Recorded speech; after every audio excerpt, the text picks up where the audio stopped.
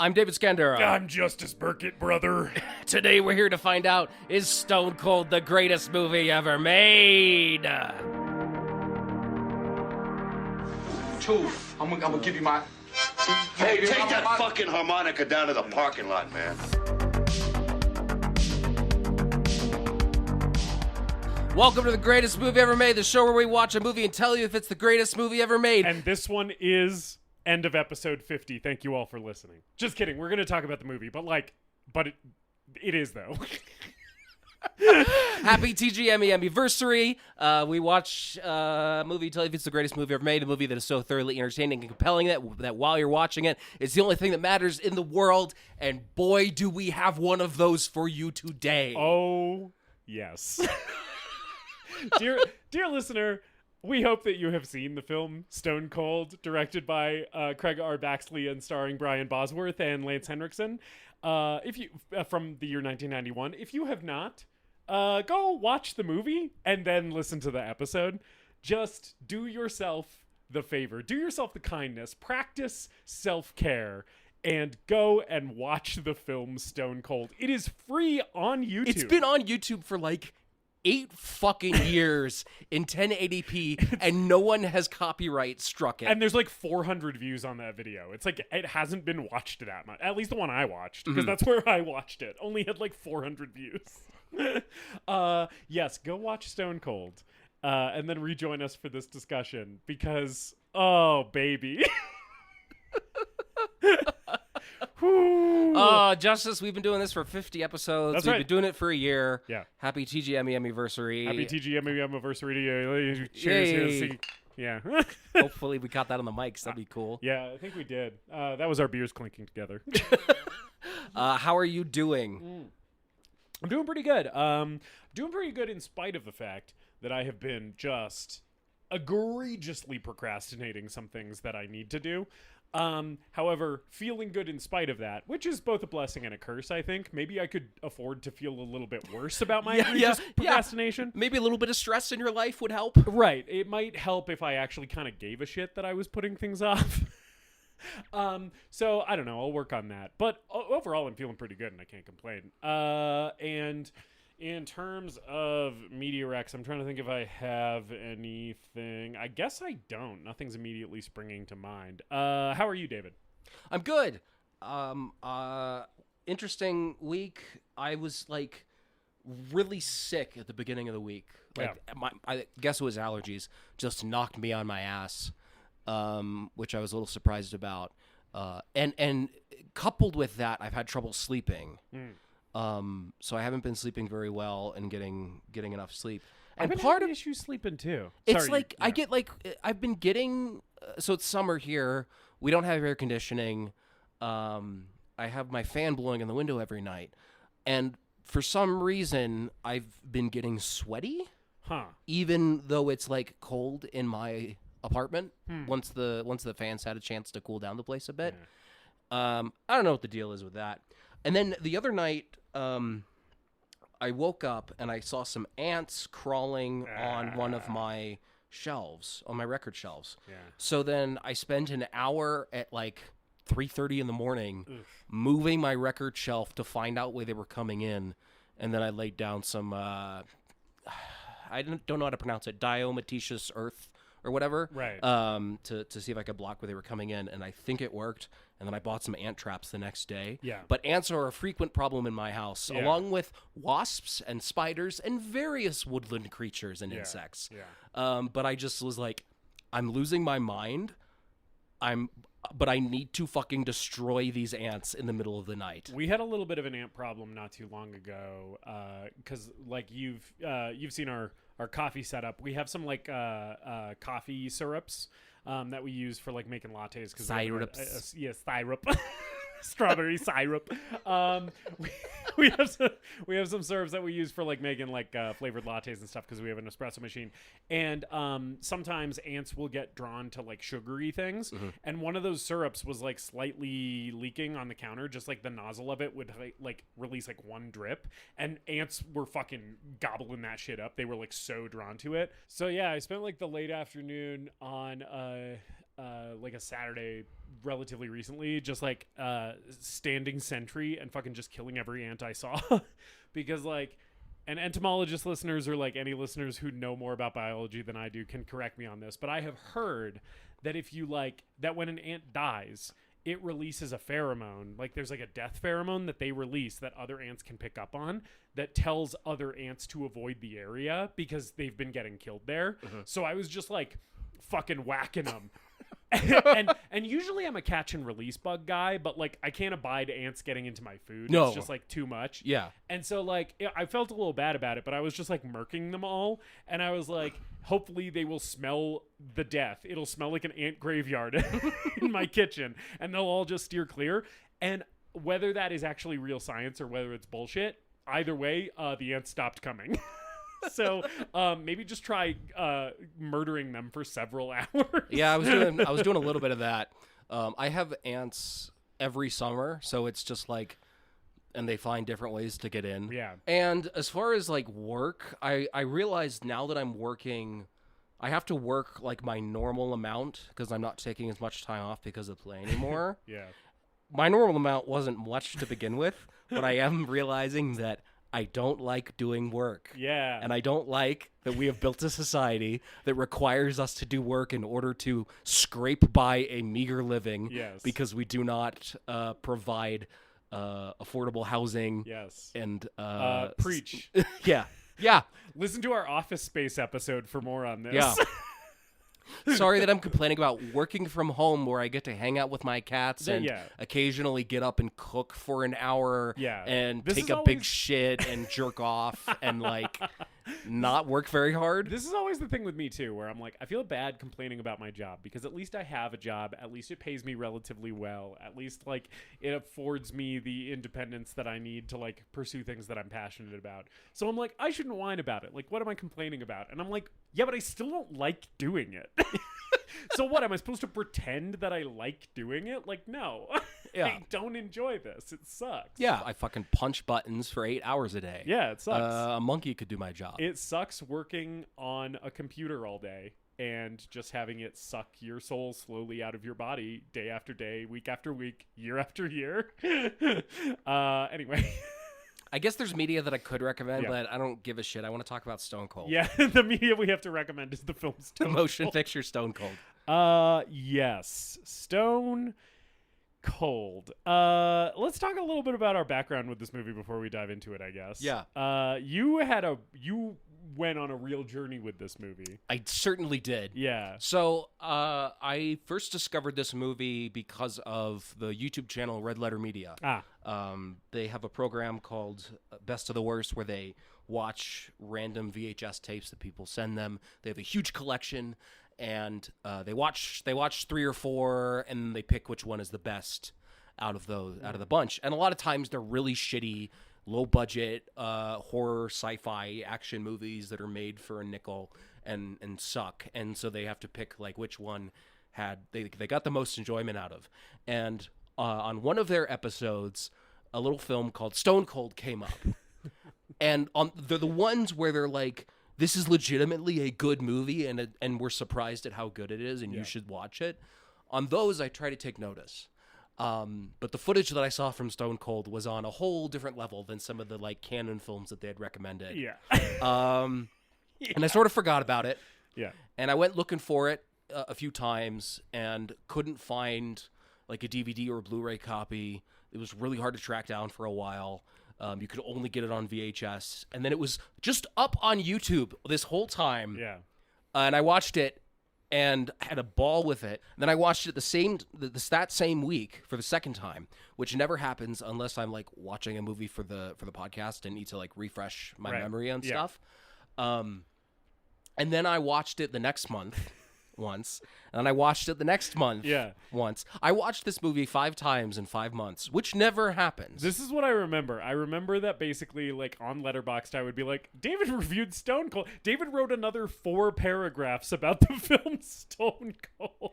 and I immediately recommended it to everyone I knew. Everyone I know who might like action movies, exploitation movies, cult movies. like it was 2012 and recommending Death Grips to my college friends again. I was like, you need to watch Stone Cold.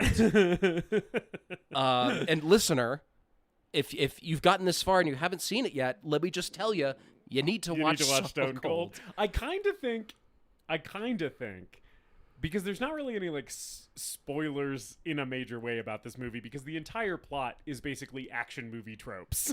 Yeah. So I kind of feel like if you're unconvinced about watching Stone Cold, you can listen to our whole episode on it and then watch Stone Cold. But either way, you should watch Stone Cold. Like, if we don't convince you through our description of what happens in this movie to watch Stone Cold, then I don't know. I think you might just not like movies. Right. Yeah.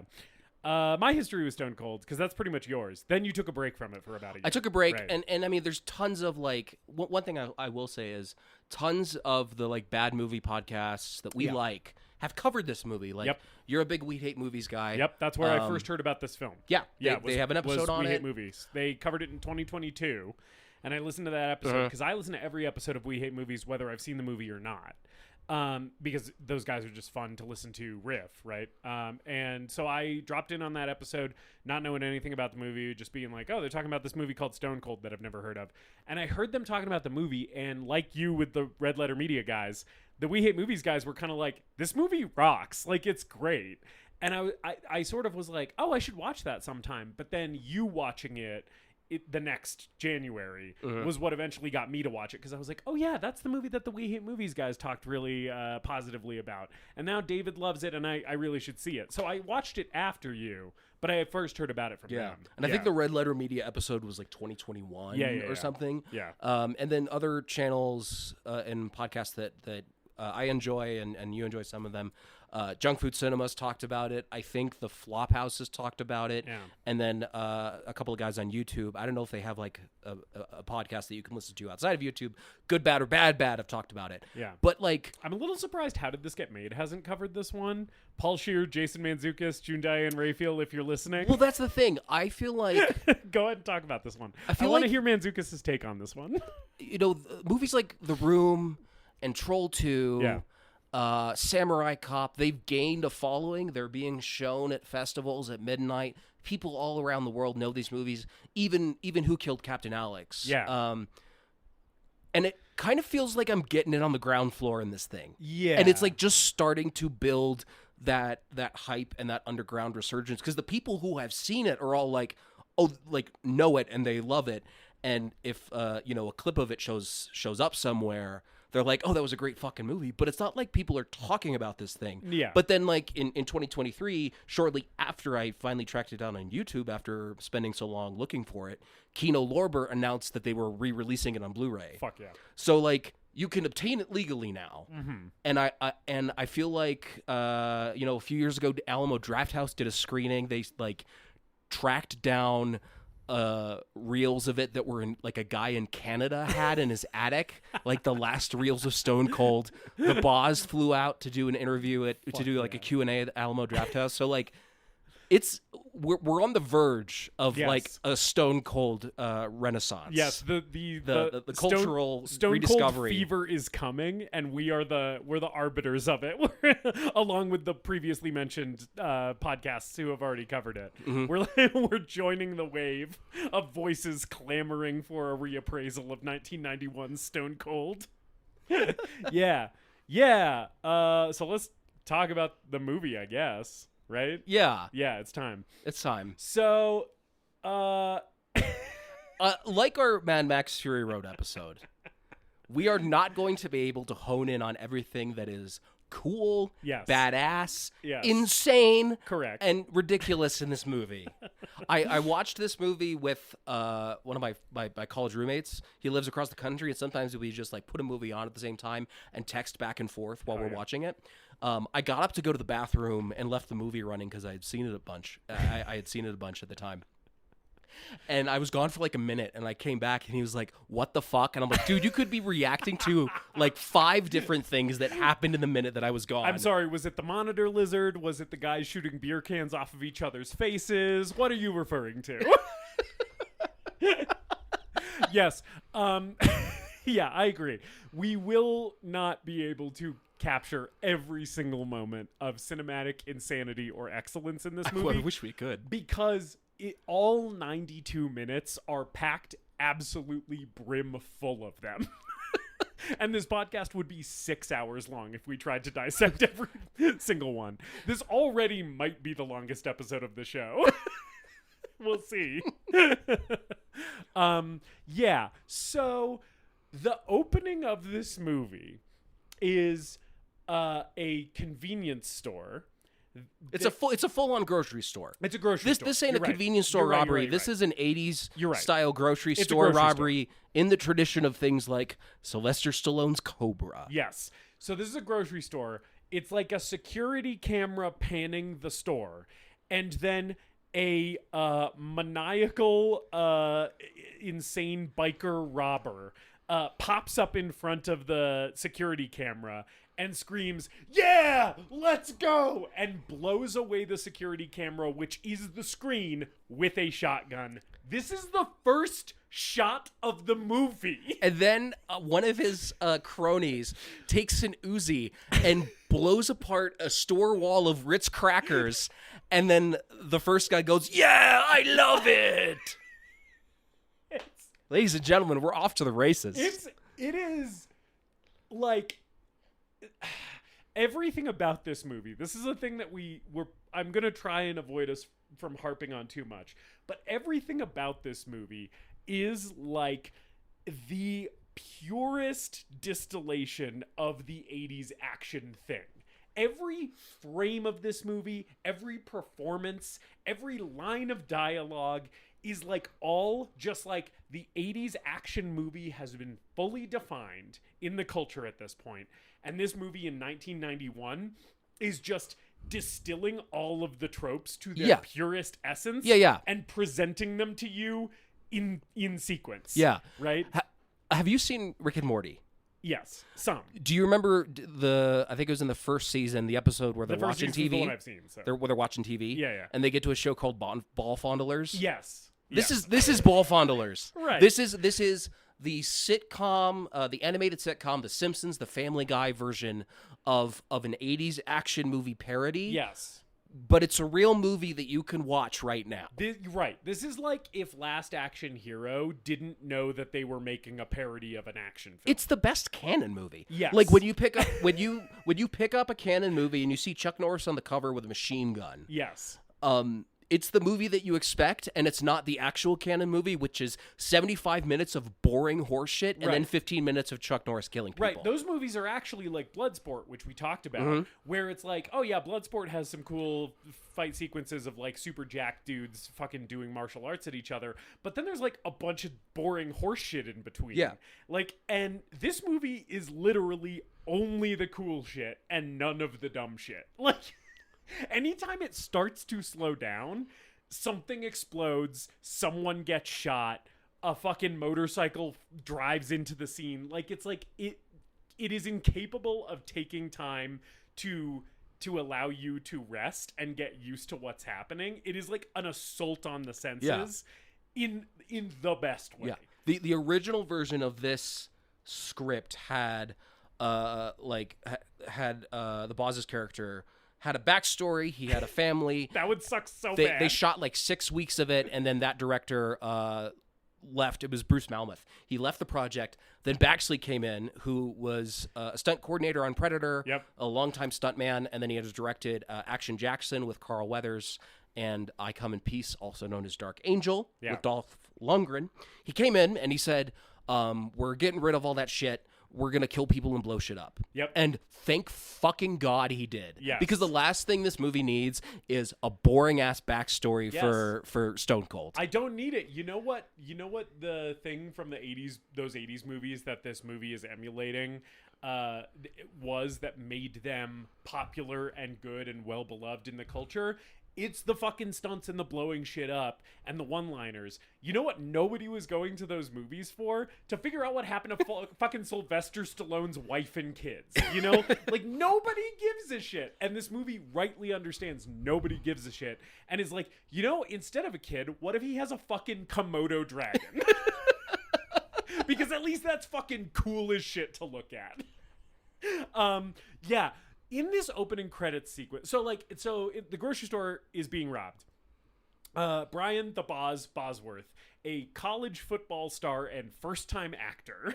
Yes. Who this is post him injuring his shoulder in the NFL and his career being cut short, and he was like down on his luck and depressed, and his agent was like, we're sending you to Hollywood, and he didn't want to do this movie. Yeah. So this is a first-time acting gig for him. Kind of like, and he didn't do much else. He's done some other low-budget action movies. He showed up in I think he did the Longest Yard remake with Adam Sandler. He's primarily an athlete. He still considers himself an athlete. Yeah. He's done a couple religious movies recently. There's the post-apocalyptic religious series called Revelation Road that he's in, and he plays a biker. I kind of want to see those. This throws me every time. Yeah. While this robbery is happening, the boss enters the grocery store. Yeah. And then starts shopping. As a bit. Wait.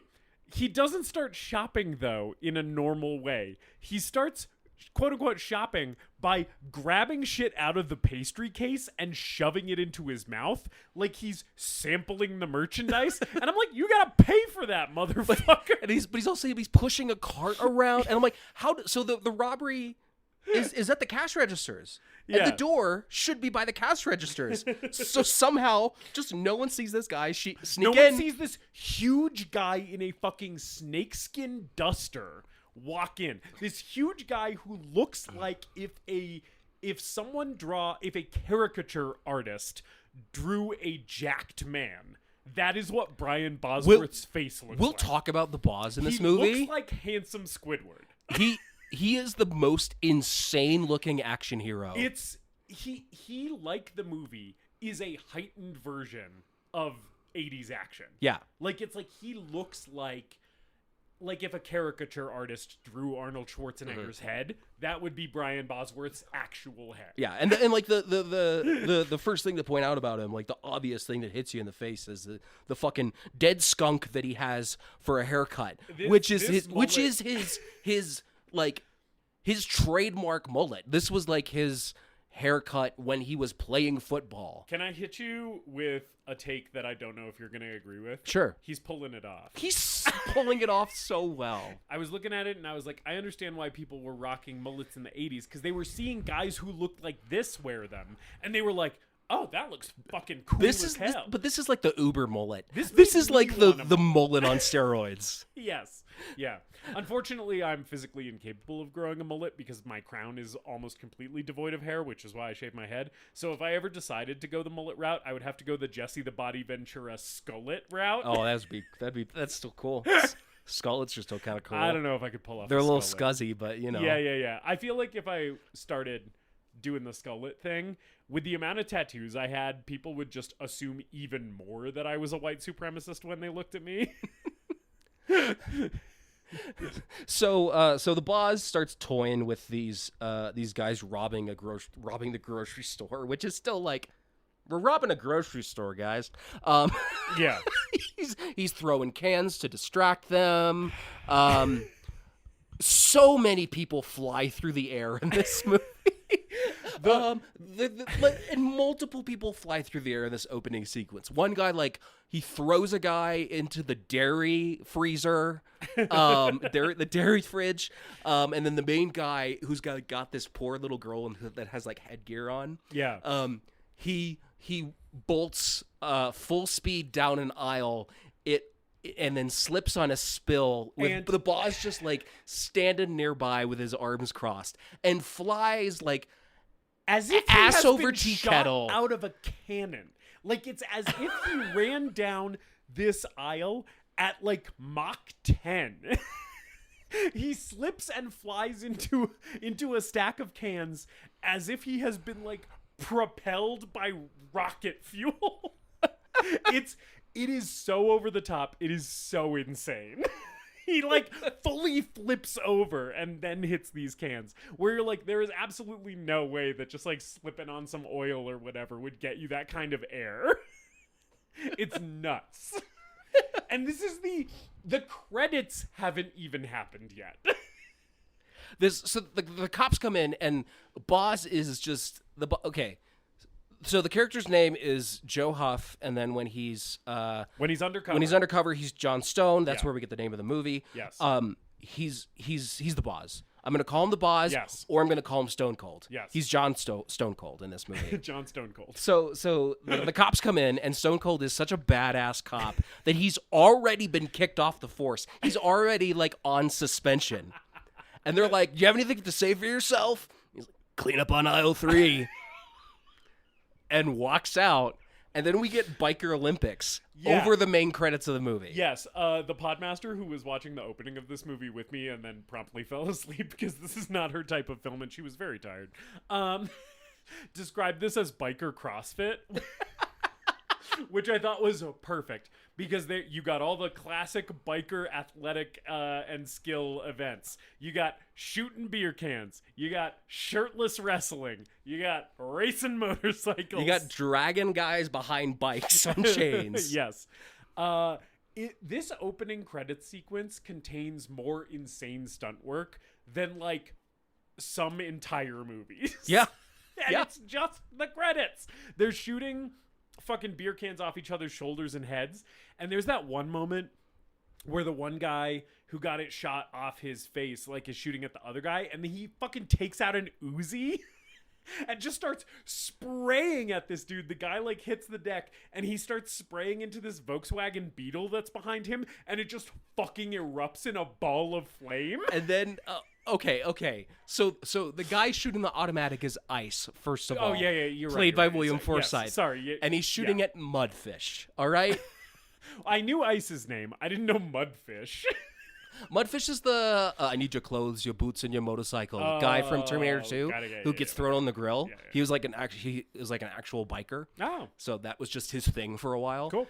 But after the Volkswagen blows up, Mudfish is like Mudfish, after cowering on the ground from being shot at with this fully automatic submachine gun.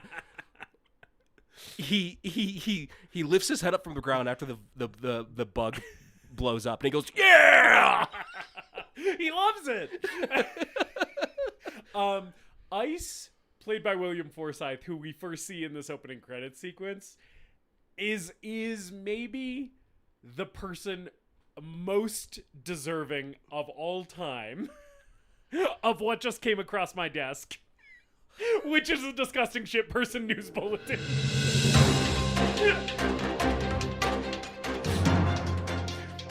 David, it's not really time to talk about Ice yet because we're still just in the opening credits. Yeah. But let's just talk about Ice. Forsythe in this period of his career. Yeah. Longtime character actor. Yeah. He worked with Rob Zombie. One of the greats. He shows up in fucking The Rock, directed by Michael Bay. He's all over action movies. This was shortly around the same time he did Raising Arizona, where he plays like the evil biker in Raising Arizona. Yeah. And Forsythe, at this point in his career, just looked like shit and was owning it. Yes. He's got long, greasy hair, kind of like a shitty, patchy beard. He's got the classic William Forsythe big gap between his two front teeth going on. He kind of has a unibrow in this movie a little bit, and the man is carrying some weight, and boy, oh boy, is he showing it off in this movie, which I'm like, the confidence I greatly appreciate. And honestly, like, he does look like shit, but he looks like shit in such like a confident, like, macho way where I'm sort of like, I kind of think he looks good looking like shit. You know, he like, there's a low angle shot of him sitting on his motorcycle, which is just him in a leather vest and fucking jeans and chaps and his fucking gut hanging out, his big ol' hairy belly hanging out. And it's a low angle shot, so the camera is mostly, the center of the frame is mostly his belly. And I was like, that guy looks fucking cool as hell. He looks so cool. And all the bikers in this movie are explicitly neo-Nazis. Explicitly. Their logo is the fucking SS symbol. Yeah. Right? So, like, these guys are white supremacist, like, bad bikers, which is why he's a disgusting shit person in this movie. The reason that he's the disgusting shit person news bulletin for me is because he seems the most happy to be a white supremacist biker out of everyone in this movie. Yeah. He is having the fucking time of his life. Lance Henriksen, I feel like he's like on some other shit. Well, we'll talk about Lance. Oh my God. Yeah. I feel like he's like almost too sexy in this movie to be a disgusting shit person.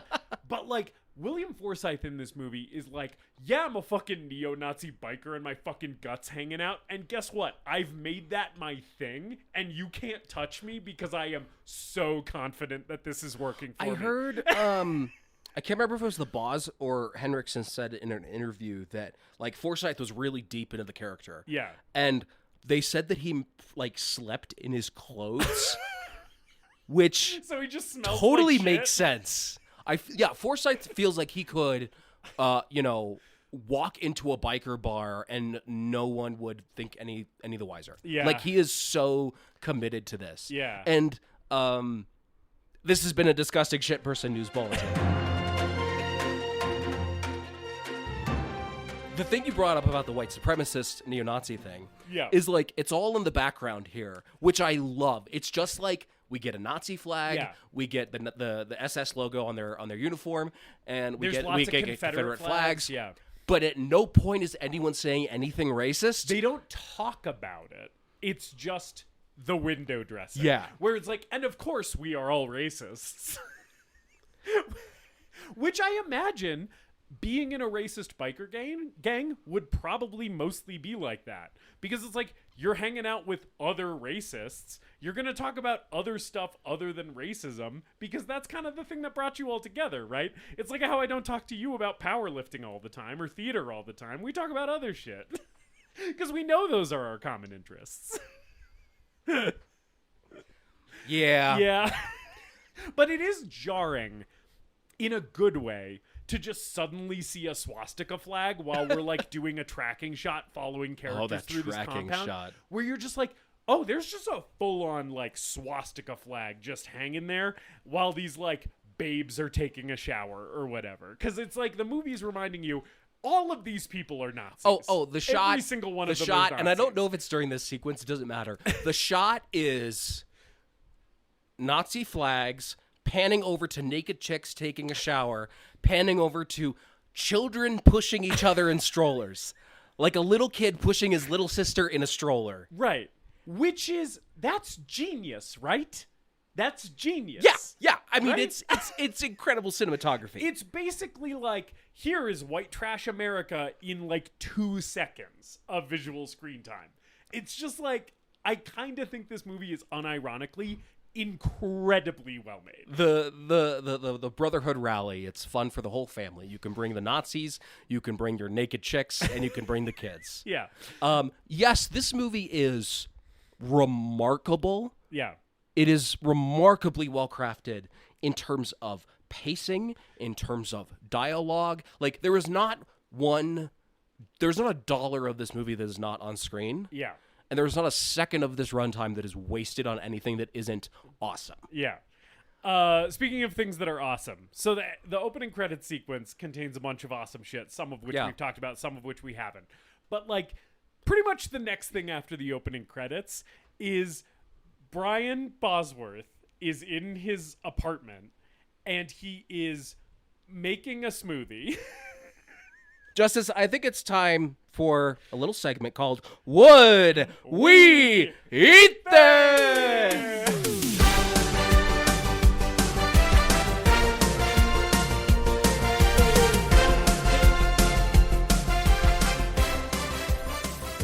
So, this is Would We Eat This? Yeah. The show where we ask, would we eat this? Justice. Yes. So first of all, Brian Bosworth has a monitor lizard as a pet. Yes. And we see him making a smoothie before the monitor lizard is even revealed. At first you think the smoothie is for him. Yeah. And then it's then revealed that it is food for his monitor. So lizard. I want to the ingredients of a Boz smoothie are Yeah.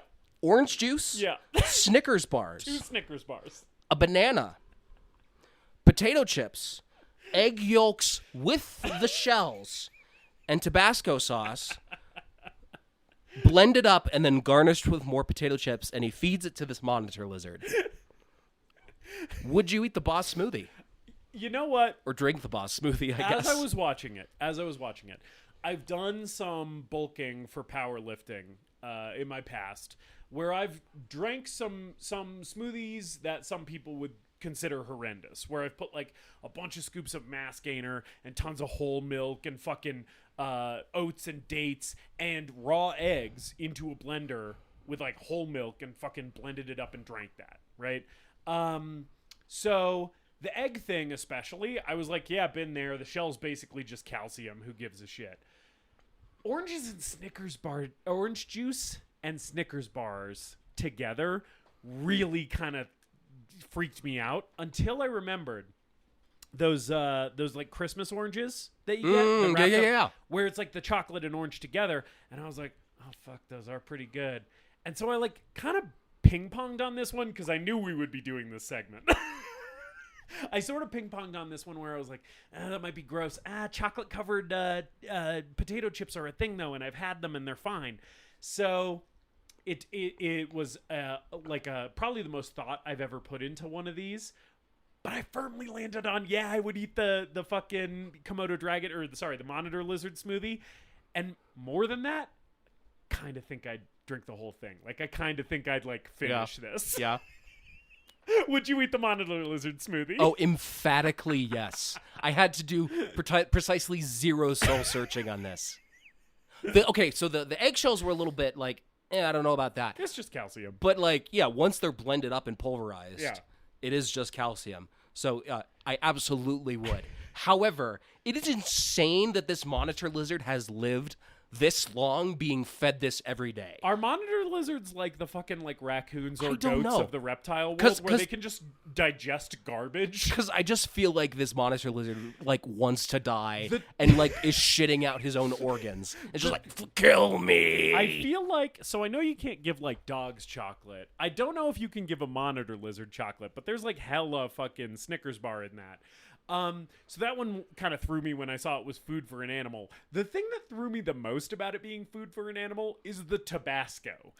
Because I was like, why are you making this spicy for an animal who's just going to think his mouth is being attacked?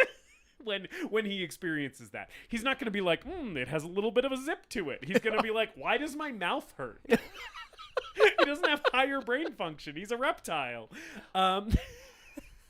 The podmaster is frowning at me. She doesn't like that the monitor lizard doesn't like the spice. Maybe he does like the spice. I don't know.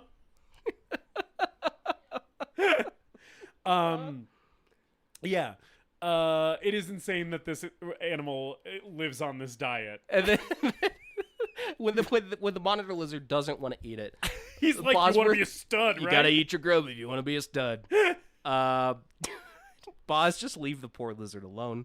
Leave Fido alone. I really love seeing this monitor lizard in this movie, though. Also, just we'll say this and we'll move on.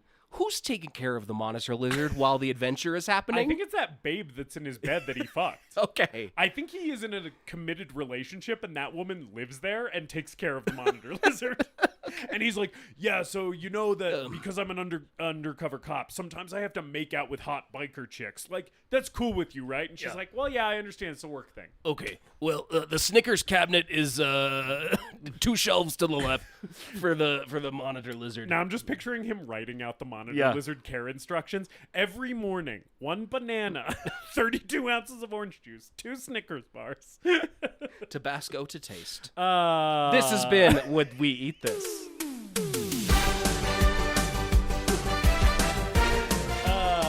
So anyway, like the fucking FBI is investigating this biker gang that we have seen do the Biker Olympics during the opening credits. Yeah. Also during the opening credits. Sorry, this is actually important to the plot.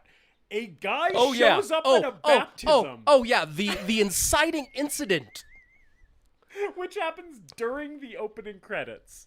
A guy with a double-barreled shotgun shows up at a baptism and blows away the priest while he is baptizing a baby. He blows him through a stained glass window, and outside is the entire biker gang like, yeah! The first time I ever watched this movie, when this happened, I screamed at the top of my lungs.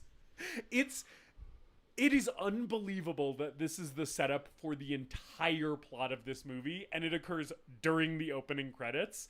And that the thing that happens is a priest gets blown the fuck out of a stained glass window with a shotgun while baptizing an infant. And then the character's name, first of all, is Trouble Owens. His Christian name is Trouble because that's what they say during the trial. Christened.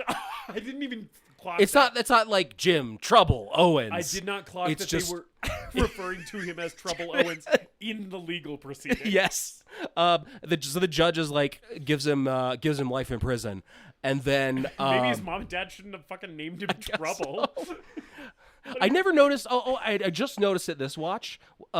He is completely bald, except for a little rat tail hanging on the back of his head. It's literally like he's a Padawan in the Jedi Order. Yeah, it's so funny. It's insane. So Bill Forsythe blows up the judge in his boat, which is fucking rad. Also during the opening credits, like literally, the priest gets killed. Trouble gets sentenced. The judge's boat gets blown up. We have not even gotten through all of the credits for this film. And then Brian Bosworth makes his lizard a smoothie. but yeah, so basically the FBI shows up and talks to Boz, and they're like, you got to go underground or undercover with this fucking biker gang. And your three week suspension will turn into a 6-month suspension if you don't. So they like strong arm him into doing it, and even though he doesn't want to do it. Classic action movie shit. And I like the FBI guys a lot. I really like Lance. Like this. Oh yeah. This actor is doing a ton. He's so good in this role. He's so funny. Yeah. And you think that the movie's going to be a buddy comedy, like a buddy cop movie, like a Lethal Weapon. Right. But it is for about 4 minutes of screen exactly. time. Exactly. Lance sprinkled throughout. Lance shows up to the boss's apartment. And shows up with like, hey, I've got pastries for you. I got coffee. Let's go, partner. Yeah. And the boss is like, first of all, he is almost completely nude. oh, he is rocking a banana hammock. He's in a banana hammock, and it's one of those banana hammocks. It's not the full like G-string in the back where both of his butt cheeks are fully exposed, but it is the thing where it's like the tasteful kind of like cutting him off at the half butt cheek in the back. And this man, he's a college football star. He's got an incredible physique. They are showing so much of his body in this scene. This movie's extremely homoerotic. Yeah. This is one of the scenes in the movie where I was just like, these dudes might just start pounding each other at any point. And the boss has a freshly banged woman in his bed. He does. And she's like, say hello to the FBI agent. And Lance is like, hi. Yeah. And she's totally nonplussed by this FBI agent just showing up in the house while she's totally naked and freshly fucked, one assumes. Here's the thing. Yeah. Between Boz banging the shit out of this woman. Yes. The monitor lizard and presumably however the monitor lizard is shitting. This apartment must fucking reek. It smells like pussy and monitor lizard droppings. Yeah, and like this is what kind of makes me think that this woman, this is totally my headcanon, there's nothing in the movie to support this, is like some kind of long-term partner of his. Because this FBI guy shows up and she's just like, oh, hey, I'm going to walk around with my tits out now if that's fine with you. And Lance is like, right? And so I'm like, I feel like this is not her first rodeo with the boss. Like, I feel like she's comfortable here, right? And I was like, maybe she's like a long-term, maybe that's his wife. I don't know. The wife that we cut out the backstory with? Right. Yeah, I don't know. She's just like, yeah, I mostly hang around here naked and feed the monitor lizard, and he like goes and fucking makes out with biker chicks while he's undercover. And Lance it's an open thing. We're both happy with it. Lance is checking her out, and the boss is like, you seen one of those before? Right. The boss is like, hey, you want to be our third? We noticed you across the bar and liked your vibe. He goes undercover with this biker gang, and the first place they go to meet up with members of the Brotherhood, which is the biker gang, is a strip club called Tit for Tat. It's a really good name for a strip club. It's a really good name for a strip club. And immediately there are like 16 pairs of breasts on screen. Yeah, it's like it happens so fast that your brain almost has to catch up with the amount of boobs you're seeing. There's a hair metal band playing that I'm assuming they're like the house hair metal band at Tit for Tat. And the strippers are on stage. And there's like 3 or 4 of them stripping up there, and then there's also just other strippers. Yes. This place looks like a fucking amazing hangout. Tit for Tat looks like what the fucking vampire bar in From Dusk Till Dawn is advertised to be. Yeah. Like, Tit for Tat looks like the real, not vampire trap version of that bar. Yeah, I bet happy hour at this place just fucking rules. It looks awesome. So just a beautifully lit scene. Yes, which is something that this movie has a bunch of. Later on, when fucking Lance Henriksen and William Forsythe have their little two-hander scene in Lance Henriksen's weird cult murder warehouse, where he is fixing his motorcycle under intense bisexual lighting, like... It's insane. Tit for Tat, the club in Miami. Yeah. Fucking Lance Henriksen's warehouse. Like, all of it, I'm like, the lighting is so good. So here, fucking Boz and Lance show up at this bar. I love Lance being bad at being undercover, where he's just like, oh, I'm a tough guy. Look at me. And Boz is like, fucking, what are you doing with these sleeves? And just rips the sleeves off his outfit and shit. And then he comes in and he's like bopping his head to the music. And the Boz is like, this fucking guy. And then they go to the bar and order 2 cold ones. And then Lance asks for a glass. And I love the bartender's totally ADR, like, not on screen response to him asking for a glass, which is, here's your glass, Junior. So what the boss is trying to do is like get the attention of the Brotherhood, so they'll let him prospect in the club. Yeah. And Ice is in like kind of like a VIP booth sort of looking area. Yes. Having a work meeting while getting a lap dance. Getting a lap dance from this chick and like making out with her. And our boy Gut, who we will be talking about, sitting across from the bar, sitting across from them in the booth, just like getting real excited by Bill Forsythe and this chick making out. I think Gut likes to watch. I think Gut is born for the cuck chair. I think he is destined for the cuck chair. That is the best seat in the house for him. You know what he's destined for is a fucking shallow grave, because he joined a fucking neo-Nazi biker gang thinking that everyone was just gonna like hang out and have fun. And at the end of this movie, when we're doing January 6th, what if January 6th was awesome? And Gut's like, we taking it too far, guys. I'm like, you're there. Like, yeah. Like you went on the insurrection. I'm sorry, you can't back out you're now. wearing a leather vest with the SS logo on the back. What did you think you were getting yourself into? He's like, no, you guys, I thought this was just fun. I thought we were just hanging out and that we were all gonna give each other hugs and rock each other to sleep and sing each other little songs. We founded the Brotherhood based on racism, banging each other's girlfriends, and getting drunk. Killing people is just not who we are. Banging each other's girlfriends while I watch, of course, because I've never had a girlfriend because I'm Gut. You all agreed to let me watch you bang your girlfriends. I draw the line at murder. So these fucking truckers want to get a return on this crack that they bought. Yeah. What's your return policy on this crack?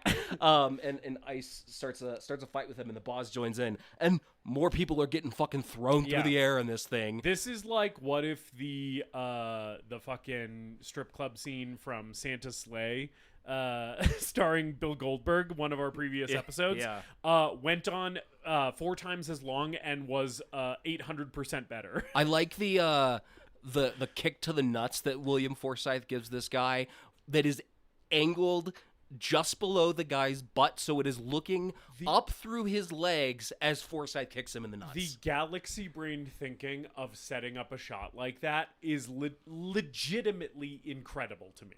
I'm like, that is actually extremely artistic and innovative and intelligent filmmaking. Being like, let's shoot this nut shot from the perspective of like you're on the floor looking at this dude's nuts when they get kicked. It's so good. There are multiple other shots like this in the movie, which we'll call out. I'll try not to call out every single one of them, but it's like some of the camera moves in this movie are ingenious. Truly, like not facetiously. Anyway, so Boz kind of proves himself to Ice in this bar fight. Ice remains suspicious of him basically for the entire movie. Yeah, but Gut's like, we got a rally. You should come hang out with us. Yeah. Do you have a girlfriend? Can I beat off while you fuck her? And we get to the rally, and there's an important thing here. Tons of this movie is just Brian Bosworth riding his motorcycle. Yeah. Like, there's not a rig set up. There's not a stunt guy. Yep. It's just the Boz on his motorbike. And he gets in a drag race with Ice, and it looks like Forsythe is riding his bike for a good portion of this, too. And it is just incredible. Yes. It is awesome watching this guy on a motorcycle. Yes. He has the face and body of a man who should always be on a motorcycle. He should never not be on a motorcycle. The motorcycle has a custom paint job. So on the fuel tank, it is a skull with his like Boz glasses and a Boz mullet. And then on his leather jacket on the left shoulder is a patch of that same skull with those glasses. And then like a fuzzy strip running down over the back of his shoulder. Yeah, he's got like a little fur accent. That is a mullet. Yes. So his patch version of him has a mullet. Yes. Also, he has one pierced ear, his left ear, of course, because this is coming straight out of the 80s, and we need to know that this guy is a straight man with an ear piercing. So it's his left ear. He has a dangly left ear piercing, much like myself, but his is a crystal, and then he's also at all times in this movie, except for when he's in the banana hammock, wearing no fewer than 2 crystal necklaces. I saw some footage of him when he was playing football, and his left ear was pierced then, too. And his earring was just a little gold earring that said Boz on it. And I was like, hell yeah. That's awesome. I wish he had worn that in the movie. Yeah. too. Lots of pierced ears in this movie. Lance, the fucking square-ass FBI agent, also has a pierced ear, which is always fun to see, like, some side character being like, oh, look at the earring on that dude. The fucking doctor guy in The Thing. It always strikes me that guy's just rocking a hoop. Oh, where yeah. He seems like this, like, really square, like, medical professional, like, doctor at this research station in Antarctica. And it's like, nah, he's also, like, a little punk, though. Like, look at that hoop. Anyway. Boz also proves himself by wrestling this insane-looking biker. I don't know why this guy just always sticks out to me. It's because his head does not match his body. This guy has the body of like a professional bodybuilder. He is massive. He towers over the Boz, who is not like a short man as far as I can tell. I don't know how tall the Boz is, but assuming he's a football star, those guys usually are not small. Yeah. This dude is massive. His head looks like it should be on a 17-year-old boy. Yeah. That's the thing that sticks out to me. He's also got the Podmaster described it as like the fucking spaghetti mullet, like the noodle mullet, where his hair is just in these tight kind of like permy curls. Just something about this dude's appearance. Like his head looks like you swapped an action figure's head onto another's body. And I think we saw him in the opening Biker Olympics throwing dudes around in this ring too. He's and the final boss of shirtless biker wrestling. He's really, really into it. Yeah. And then the Boz defeats him by giving him an uppercut that causes him to, again, flip over through the air, ass over tea kettle. In a way that is like literally impossible. Yeah, like defying the laws of physics. But the Boz's mullet is not the only thing that's defying the laws of physics in this film. Yeah, this guy also has a mullet, so it is fun because it's like mullet v mullet. It's like straight mullet versus permed mullet. who will triumph. And of course, it's the Boz. Can we let's back up for a second. Yeah. Can we just talk about the Boz? Yes. Yeah. How do you feel about Brian Bosworth, first-time actor in this movie? I think he is literally the perfect person to star in this movie. And I kind of think if anyone else was in this role, the movie wouldn't be what it is. And it's not that he's a great actor necessarily. I think he is doing what the movie needs him to do, which is deliver one-liners in the grand tradition of a Chuck Norris or a Dolph Lundgren or an Arnold Schwarzenegger, but in a way that feels simultaneously like more authentic and also like more artificial in a weird way. It's like his performance is kind of like a singularity for me, and I think part of it comes down to him being a first-time actor, where I'm like, he is kind of giving this his all, and his all still rings as kind of like fake and hollow to me in a way that this type of 80s action microcosm needs its lead to be, right? Like, he needs to read as like, this man is authentically trying to do his best work, and his best work seems like he is an action figure. You know? Does that make sense? That's how I feel about him. And also, like, it's compounded by his appearance, this man has the chin to end all chins. Just looking at his jawline and his chin and his brow, it's like this man looks like, again, like he is molded out of plastic. And it's perfect for the movie. And I think his scenes with Lance Henriksen, I feel like he's holding his own against one of the greats. I feel like in his other kind of two-hander scenes with there's like the quote-unquote love interest in this movie. I think he shines in those maybe a little bit more than she does. I kind of don't think she's a great actress. I think she's better with her face than she is with her words. Yeah. Anyway. Yeah. But those are kind of my feelings on the Boz. Like, I feel like he's the perfect person to do this.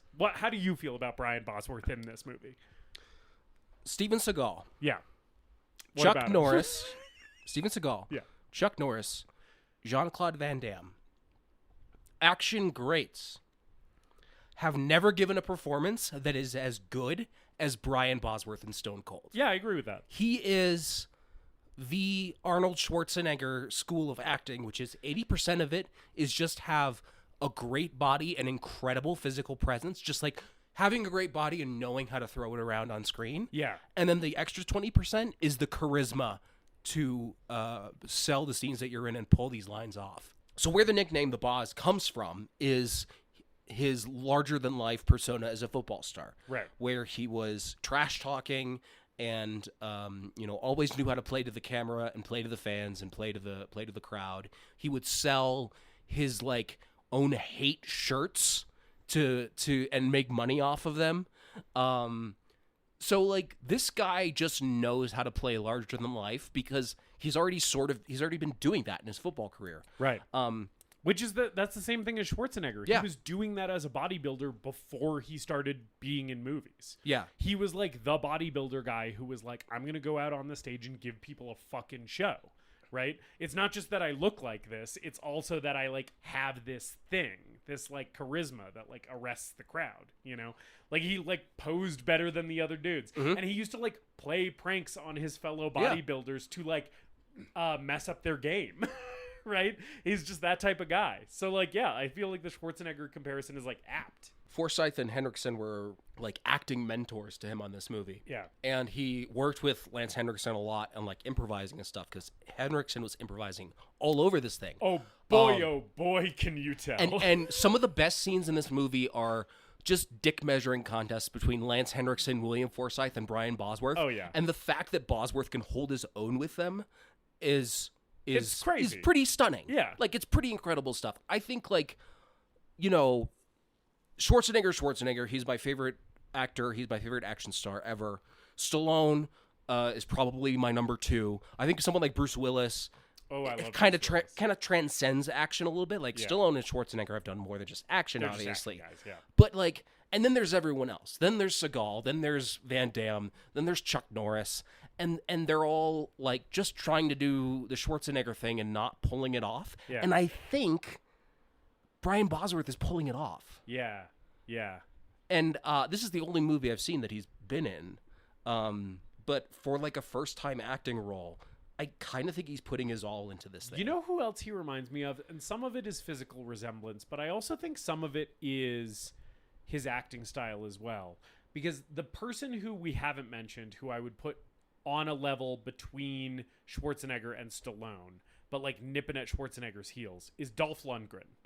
And Dolph's a good point. And I kind of feel like Bosworth has like a Dolph thing. Yeah. Right? He has this thing where it's like, this guy looks insane. He looks like a giant monster.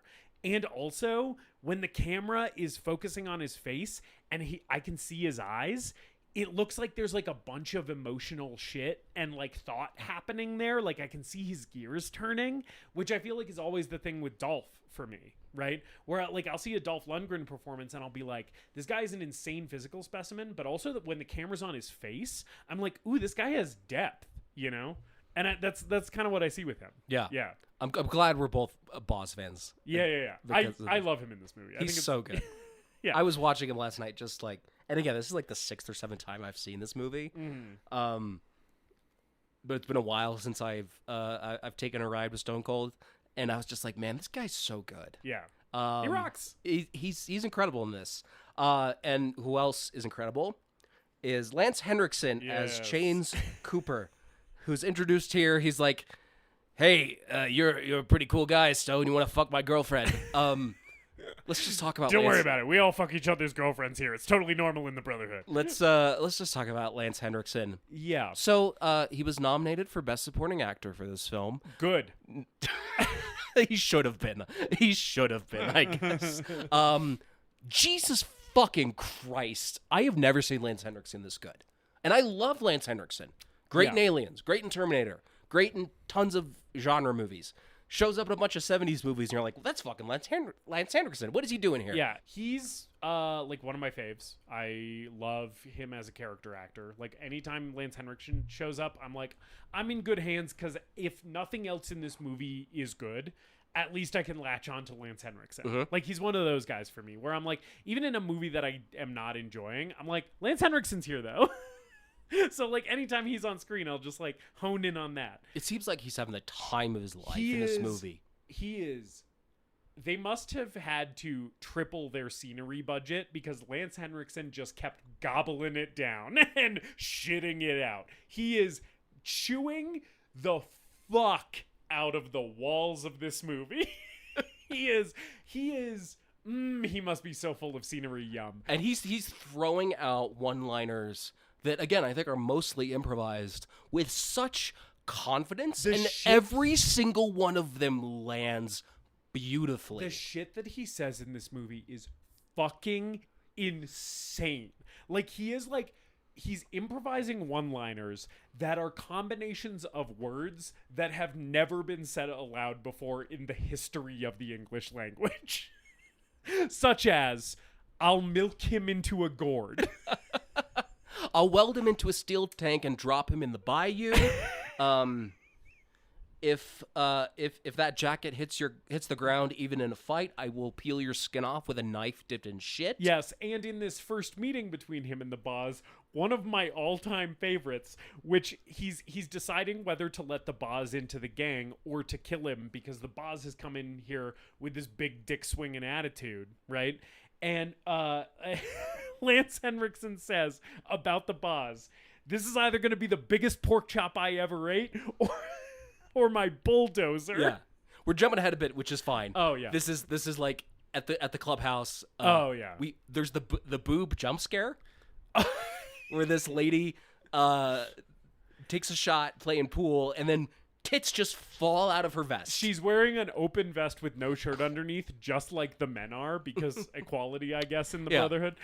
Open opportunity for people to just go shirtless under leather vest. And yeah, this lady's just playing around a pool with her tits hanging out. And Stone Cold shows up with a government issue bulletproof vest as like a gift. And Lance Henriksen is understandably like, yo, where the fuck did you get this? Are you a cop? Are you an undercover cop? And he's like, half of the fucking pieces in this room are government issued, man. Don't ask me where I got my shit. He plays it so cool. And then Lance Henriksen, fucking shoots him while he's like, let's see how it works. Put it on. Turn around. Do a little spin for us. I'm checking out your ass. Right? And then he shoots him in the bulletproof vest. Yeah. Yeah. Bosworth gets all pissed off about it. It's like, I told you not to fuck with me, Chains. This is where Forsythe wants to kill him for insubordination. And he says, this is either going to be the biggest pork chop I ever ate or my bulldozer. So, like, the boss is starting to work his way into the gang. Yeah. He goes down to Pensacola to, like, meet up with this other guy, and they bring him into witness protection. It's a whole thing where they're tattooing. He's bringing back this guy's ear that's been cut off, and there's a spiderweb tattoo on the ear, so they have to find a corpse ear and get someone to tattoo a spiderweb on it. And it's insane. The tattoo artist, while he's tattooing this severed ear from some corpse in the morgue that the FBI has procured, says, like, I've tattooed saggy tits and flabby asses, but this is my first time tattooing a stiff's ear or something like that. It's just like, even he gets a one-liner. Everyone gets a one-liner in this movie. What I really want to talk about is Tool getting blown up. Oh boy. So okay. Before we leave Miami, I like this guy who plays this Miami drug connection guy. Mm-hmm. He shows up like one more time in the movie, but just like I honed in on him and I was like, really fun performance. Just love everything this guy's doing. And also that Miami nightclub, again, incredible lighting. Mm-hmm. Just looks gorgeous. Yeah. But let's talk about Tool getting blown up. Tool's going around doing collections along with the boss. Tool, by the way, Nancy. A guy who does not look like he should be in a biker gang. No. A guy who looks like a shrimpy little dork-ass nerd. Like, he looks like he looks like the kind of guy who in a John Hughes movie would be, like, the best friend of the lead. You know? And I'm like, what the fuck is this guy doing in the Brotherhood? Yeah. And he's a redhead with a real unfortunate face. Yeah. Which is you occasionally get those. Yeah, like, that's why I grew this beard. He's a little ginger nerd. So Tool and the boss and their girls, Nancy's along with the boss, are riding on their bikes going around to get collections. Yeah. And then the mafia is introduced into this film, and the way they're introduced is we cut to these mafia guys driving around in this car, and the line is literally something like, I fucking hate those biker guys getting in on our turf. There's one now! And he casually tosses a grenade out the window, and Tool gets fucking exploded, and this storefront just goes up in flames. Holy shit! A drive-by grenading, David. Have you ever seen another film with a drive-by grenading? I don't know that I have. I think this might be the only drive-by grenading in the history of film. Yeah. Yeah. It is staged as if it is a drive-by shooting. As if these are guys who are going to whip out Tommy guns and blow this dude away. But instead of that, it is a military grenade. Because this movie was directed by a stuntman, and he was like, yeah, squibs are fun. Having a guy have a bunch of squibs explode and then crash through a window is fun. You know what's more fun than that? Fucking huge explosions. So let's have a drive-by grenading. Everything in this movie explodes a half second too late. It really, like when you slow down when Forsythe gets blown up, and it's like he hits the car, there's a breath, and then it blows up. Enough of a breath for you to realize that it is a dummy on that motorcycle, for you to fully see the glorious dummy, and then it lights on fire. And these are like Michael Bay explosions. Oh, these are huge fucking explosions. Later in the movie, when they actually blow up a helicopter, because there's no other way they could have shot that. Oh, man. Holy shit. Yes. It's real every frame of painting type shit in this movie, folks. So Tool gets blown the fuck away. There's a great moment where the boss jumps on the mafia car and he's like hanging off of the hood, and you can see there are cuts in his jeans just below the ass, so his ass cheeks are hanging out. And then we go to visit Tool in the hospital. Yes. And all these fucking bikers show up. And Tool's face is fucking mangled from this grenade. It looks so bad. It looks horrific. He is going to be disfigured so for life. good. It's horrendous. They fucking throw down a Domino's pizza and a Jack Daniels bottle. And they give him one of the girls to like start grinding on it. Oh, they do that. And then Lance Henriksen flips up the covers and he's like, "Your dick's still working?" Yeah, your Tool all good there, Tool? All right, we got your pizza and Jack. Have fun fucking ladies with your disfigured face. It's insane. And also, like, it's like the whole gang. This hospital room has like 25 people in it. Which is it's crazy. It's not just like it's like Lance Henriksen and William Forsythe. Yeah, it's like everybody. Can I say something that might be controversial? Sure.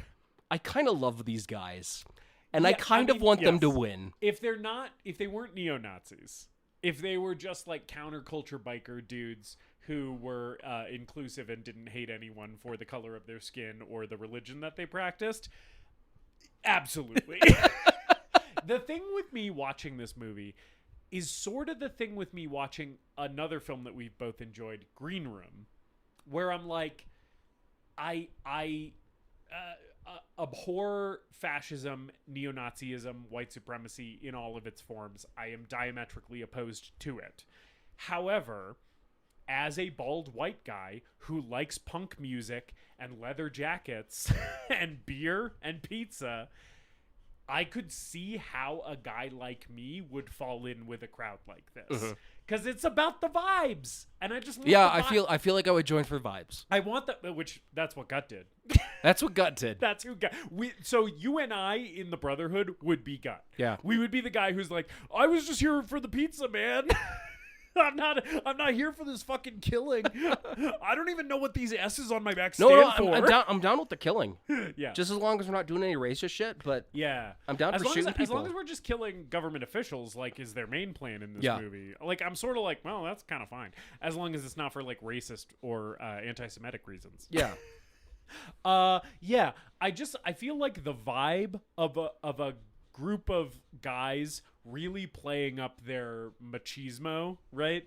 And fucking playing pool and drinking beers and, throwing things at the TV when it shows them something they don't like. I'm like, yeah, seems like a fun crowd. When they do the Viking funeral later, God, that scene, I was like, okay, again, neo-Nazism is bad and I am opposed to it.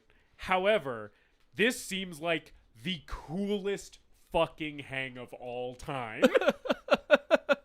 And I love their ambition. Yeah. I love they have a full-ass compound with a security fence and guard towers and high-powered weapons. Yeah. They, Mac's dad from It's Always Sunny plays a military guy called AWOL who gets them a helicopter for their Jan 6th at the end of the movie. And, they're killing National Guardsmen. The whole plan here is like they're going to kill the DA who's making a bid for governor, and a big part of his bid for governor is trying to get the death penalty for our friend Trouble Owens for shooting this priest. Yeah. So that's their whole plan. Yeah. And then it's like, and then they invade the state capitol with motorcycles and kill everyone and win. A group like this that was going after politicians who were trying to get transgender children to use a bathroom that doesn't conform to their gender identity, because these people have the delusion that trans people don't exist and are the product of some kind of mental illness, right? If we were going after the politicians fucking espousing that shit, or going after people who are trying to get critical race theory banned in schools, I would join a group like that in 1 second. If you were like, hey, there's a compound where we all hang out, we all fucking drink beer and eat pizza and ride motorcycles, and we're also going to kill Ted Cruz. I would be like, sign me the fuck up. And instead of Confederate flags and Nazi flags, we have a bunch of pride flags hanging in our clubhouse. Yeah. The pride flags with the yes, pride flag, BLM flag. Yeah.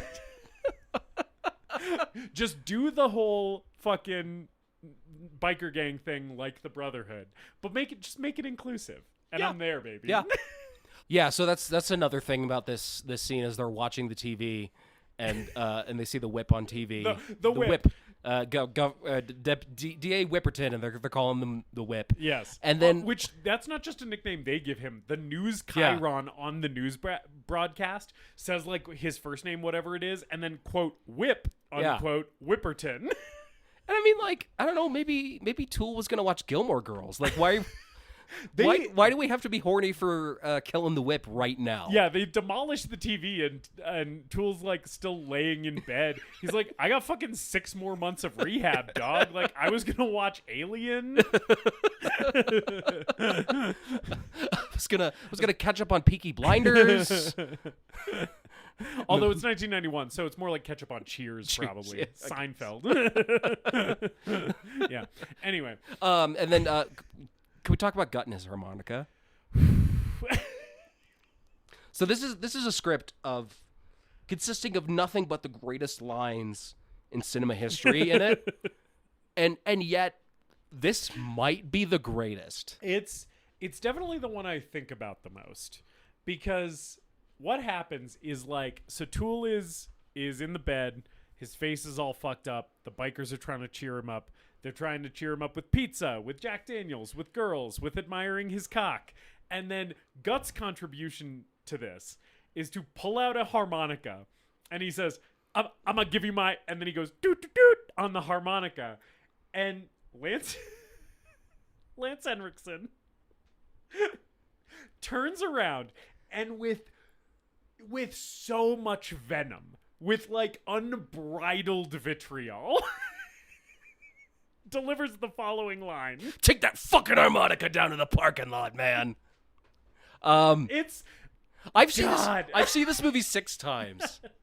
I've watched clips from it many times, just like on the internet or whatever. When this happened, I started laughing, got up from my couch, and just like had to physically move my body and like brace myself against the wall with how hard I was laughing. I was laughing for like a solid minute to the point where I thought I was going to pass out. And then when I stopped laughing, I went back and rewound the movie and watched it again. It's so fucking funny. You probably heard it at the top of the episode. Yeah, it's almost definitely the quote we started with. Hey, take that fucking harmonica down to the parking lot, man. It's so good. It's so fucking funny. It's so fucking funny. It's so fucking funny after seeing Tool explode in a drive-by grenading, and then these bikers busting into this hospital room and fucking throwing a huge party.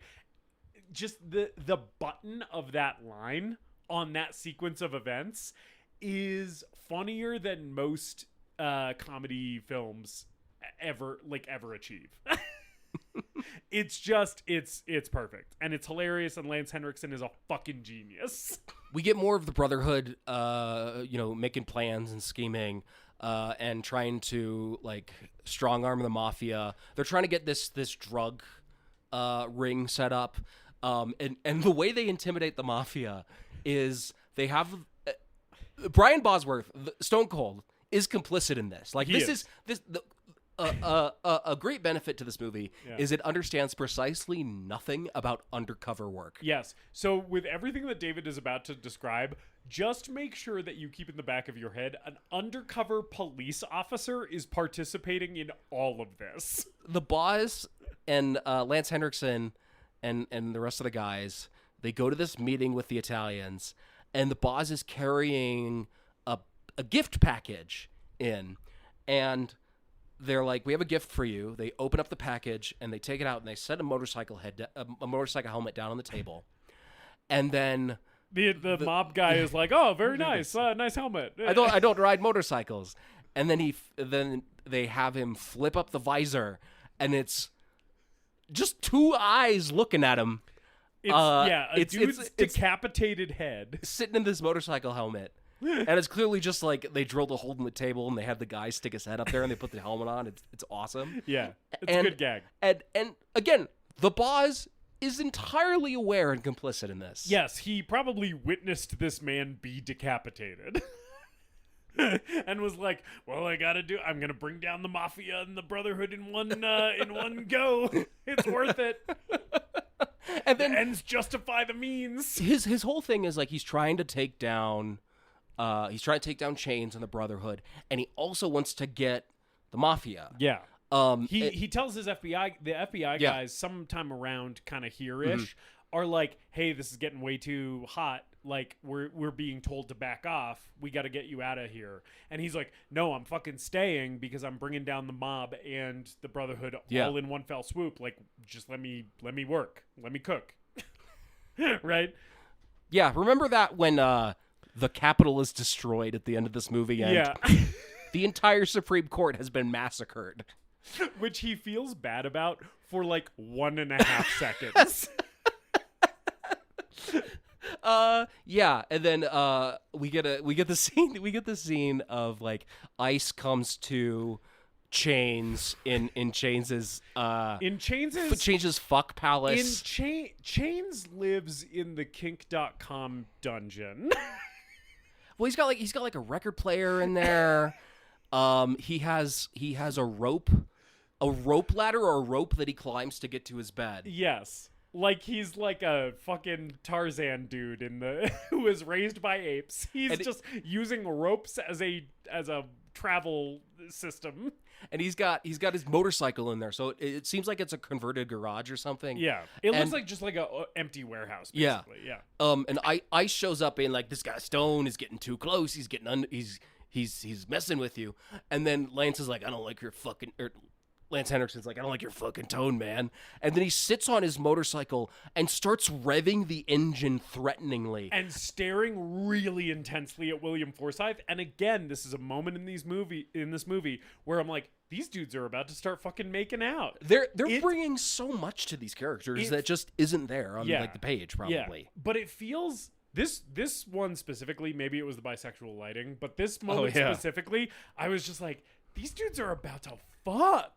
Chains is also shirtless and like, I don't know if he just got out of the shower, but he looks really like oiled up. By the way, Lance Henriksen looking fucking incredible in this movie. Oh yeah. In this scene where he's shirtless, his fucking abs, I was like, he was like 40 something when this movie was shot. Like he was like not young. Mm-hmm. And I was just like, damn, he is in phenomenal shape in this movie. I think Nancy is getting out of the shower here, and I can only imagine like these motorcycle fumes stinking up their house. She's just like, can you not rev the bike in here? That's one of the reasons she wants to leave the Brotherhood.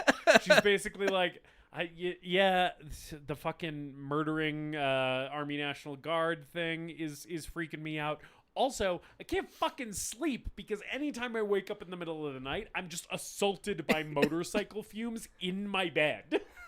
I shower twice a day, and I still smell like whiskey, sweat, and bike fumes. I am literally never getting the stench of diesel out of my hair. I'm going to have to shave my head.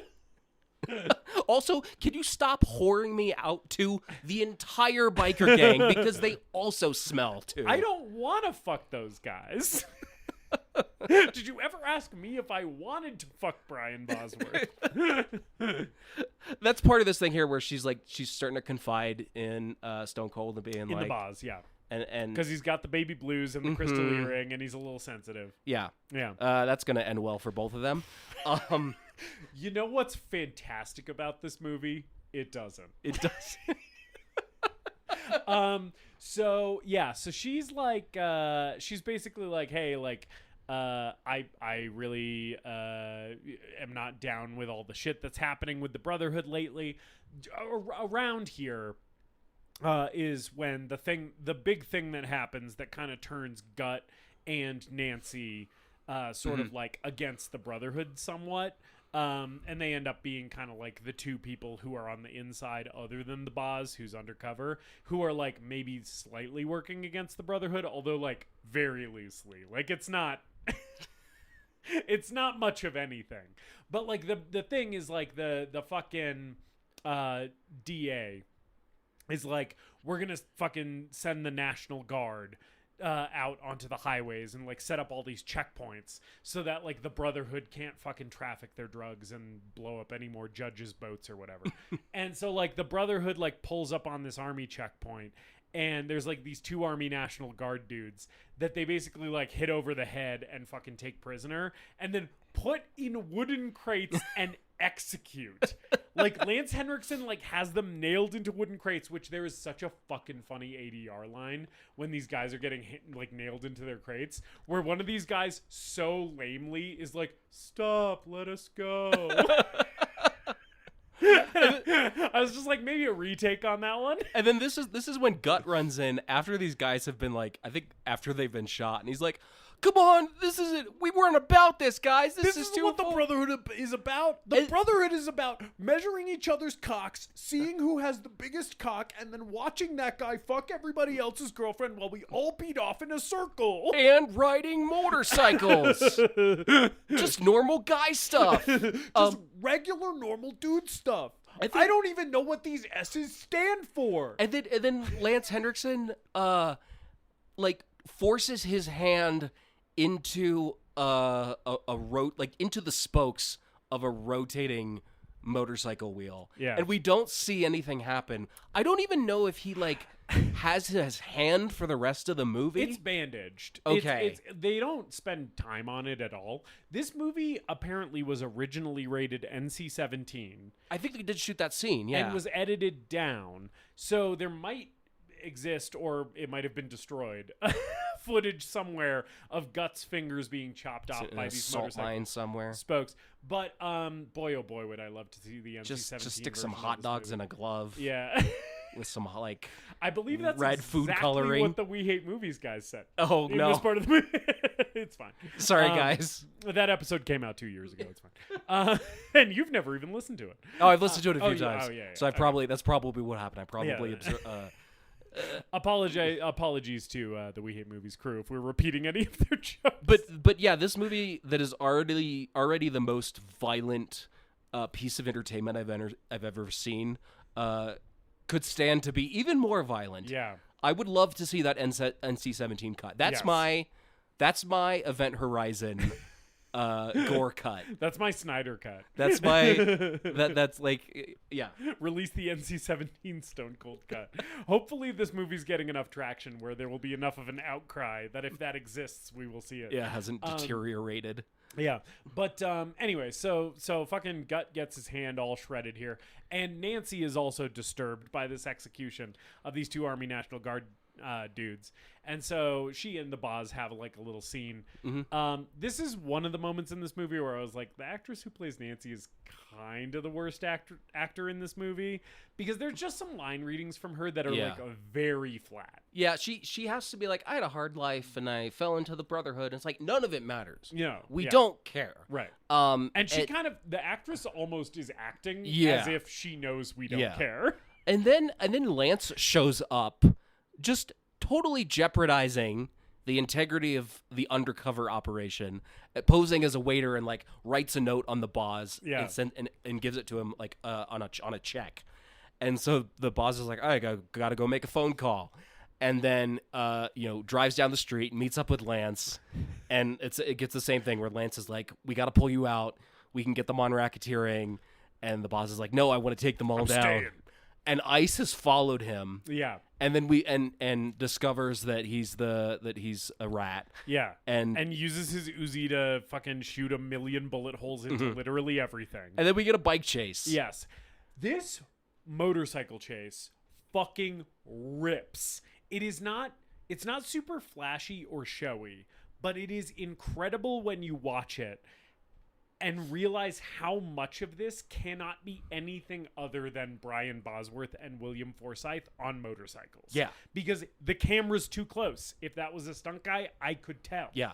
You know, There definitely, I think there definitely are some stunts in here. And There's the stuntmen also do amazing work on this movie. I don't want to direct the stuntmen, but it is crazy how much of this is just these actors doing motorcycle stunt driving like right next to a car. And then they're in a tunnel Yeah. and weaving in and out of traffic on these Bankhead bikes. Tunnel, I know because we get an establishing shot of it 4 times.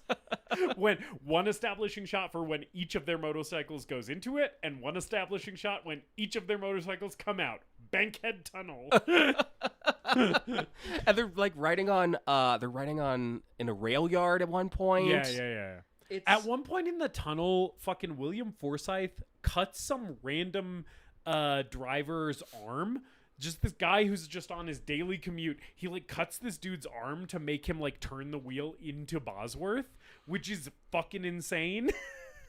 It's like so much crazy shit in this stunt sequence. And then Forsythe hits a car and again explodes a half second too late in a huge fireball. Yeah. And then is somehow still alive, and like the shot of him like coughing up blood and his face is all fucked up. It's so gory and good. It's such a good shot. It's a great shot of just the close up on his face as he's dying. And he says something like "fuck you, Stone" or something. Yeah. But this bike chase is fucking awesome. It's really cool. So Ice is dead. And somehow his body has been retrieved. Because then, like, some other shit happens in between. I don't remember what else happens in between. But, like, basically the next thing is the Viking funeral. Yeah. Yeah. So, like, Ice has erupted into a ball of fire on a public roadway. And somehow his body has been retrieved, and they are now going to give him the Brotherhood funeral ceremony, which is like a Viking funeral on a motorcycle. This scene for me, everything we've talked about so far in this movie has been insane and batshit and wild and executed with more precision and care and craft than you could possibly expect in a movie like this. And this is the scene in this movie where it transcends from being just an exceptional B movie to being, I think, one of the greatest examples of American filmmaking of all time. Because Lance Henriksen eulogizes William Forsythe while his corpse is on a motorcycle. His fucking disgusting, cut up, road rashed, burnt corpse is propped up on this motorcycle. And Lance Henriksen goes up on like this fucking platform that they have him set up on and is like doing this speech about him and being like, he was kind of an asshole and we sort of all hated him, but he's still a member of the Brotherhood. But he was a fucking brother and we loved him. And he kisses this fucking rotting corpse on the cheek, and then they pour gasoline on this William Forsythe dummy on this motorcycle and fucking light it on fire. They stick a cigar in his mouth. Yes. And Lance Henriksen has the cigar in his mouth, and he puts it from his own mouth into a corpse's mouth. Yes. And then every dude in the crowd just starts shooting guns up into the air. And it's like, this goes beyond 80s action pulp silly weirdness and veers into territory that I think is more at home with the oeuvre of like fucking Paul Verhoeven and David Lynch and fucking Michael Mann, actual cinematic masters of parodying and lampooning American masculinity in ways that are like artistic and thoughtful and ingenious. Yes. This scene does that for me. I think so too. Yeah. Where I'm just like, no, this is not just a silly B movie. This is fucking art. And it also just activates my lizard brain. Yeah. And makes me like, I want to have a fucking funeral like this. Yes. And that's part of it, right? It's so the draw of it. It's the Verhoeven thing, where the draw of how enticing it looks is part of the thing where you're like, yes, if that was me, I would also be drawn into this, which is like, I'm part of the problem. Yeah.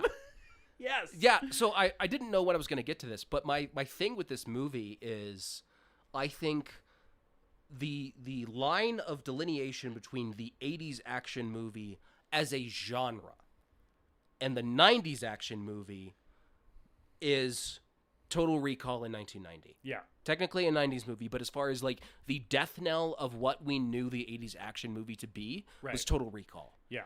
Terminator 2 comes out a few months after Stone Cold in 1991, and that is the first 90s action movie, I feel like. Yeah. Where it is about the big budget, it is about the star. It's about the PG-13 rating. Yeah. Although Is T2s are, but it's like I forgot. we're gearing it towards kids. We're gonna it's give going more Rambo kid-friendly. and RoboCop toys. Yes. We're going to start critiquing the genre a little bit. Yeah. And with like Last Action Hero and the later Lethal Weapon movies, we're kind of veering into self-parody here.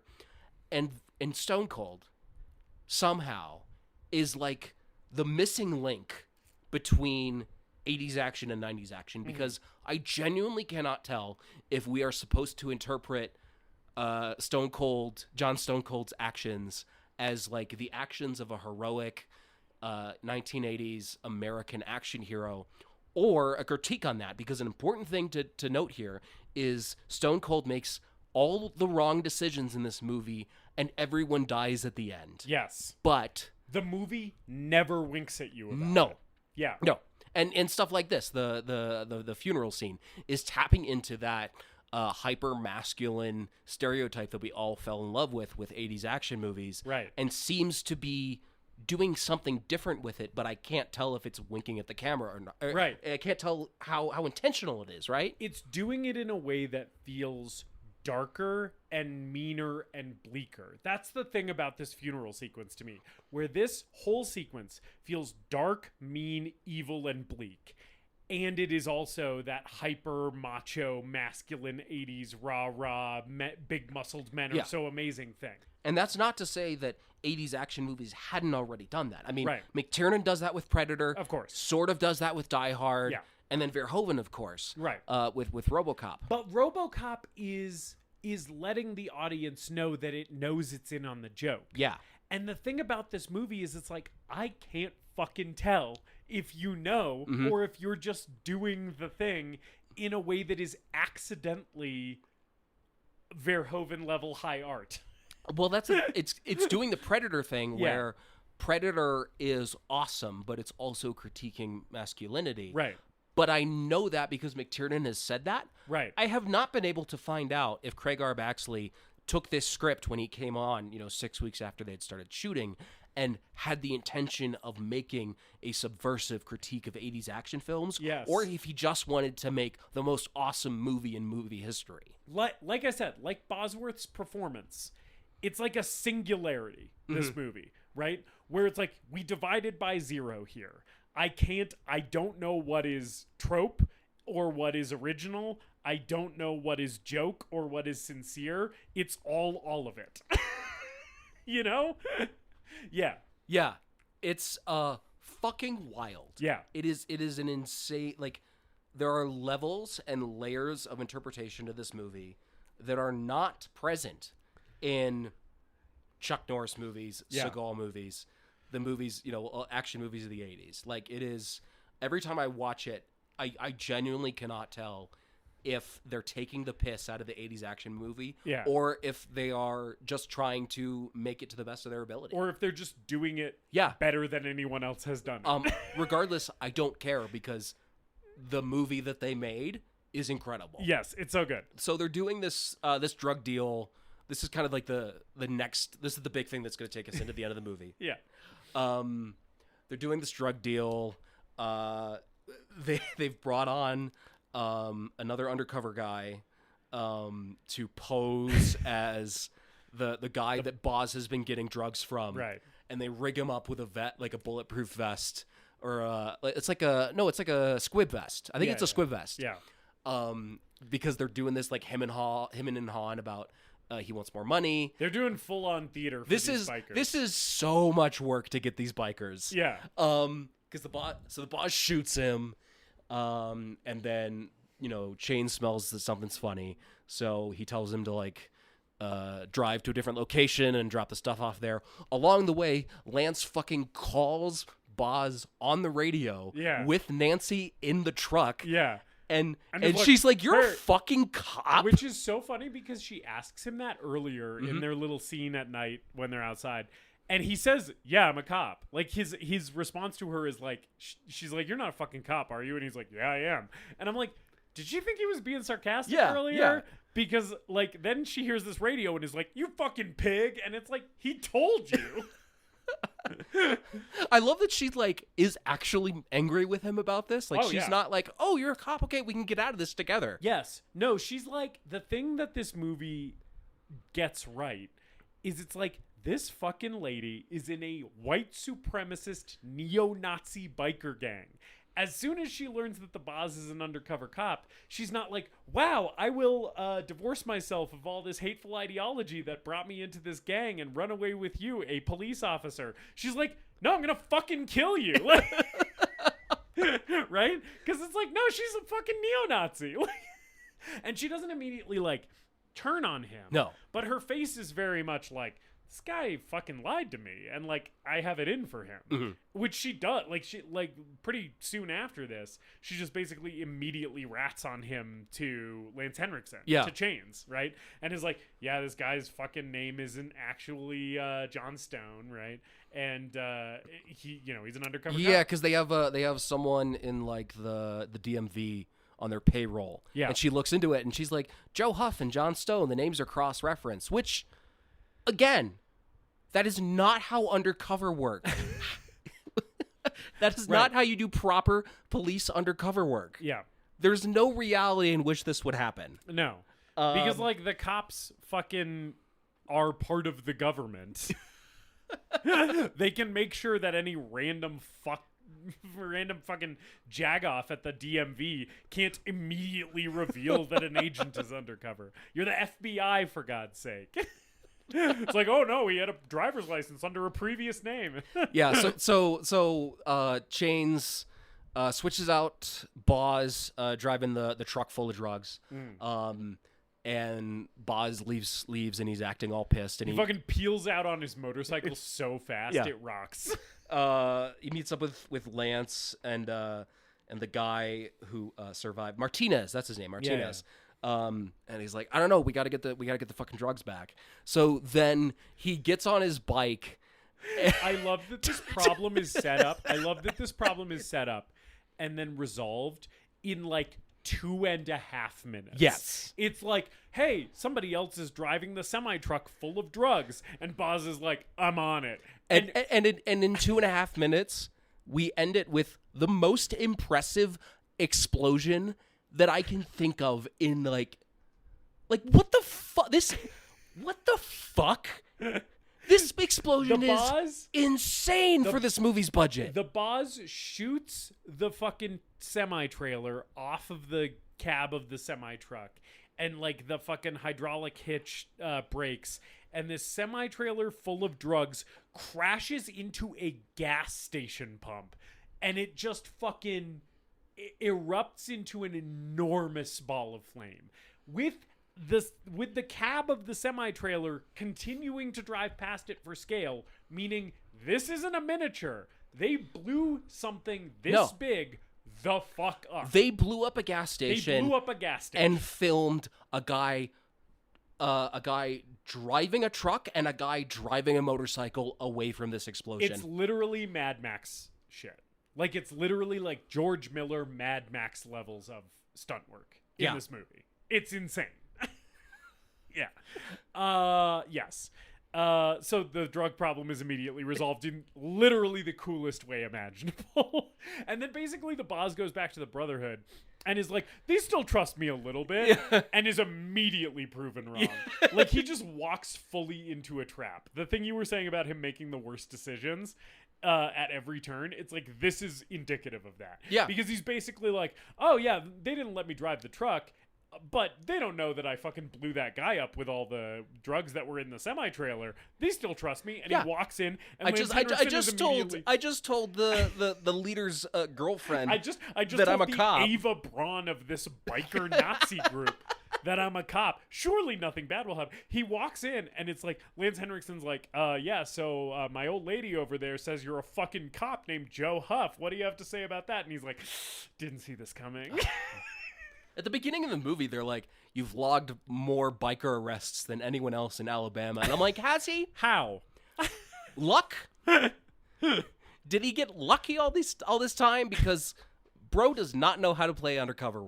No. And he even fails at romancing Nancy effectively enough that she's loyal to him instead of Chains, which he assures the FBI guys he will be able to do. He's like, "Oh, don't worry about her. I got her. She's gonna flip." And it's like he doesn't even manage that. They make out one time, and then she still turns on him, and it's like you don't have the game that you think you do, dog.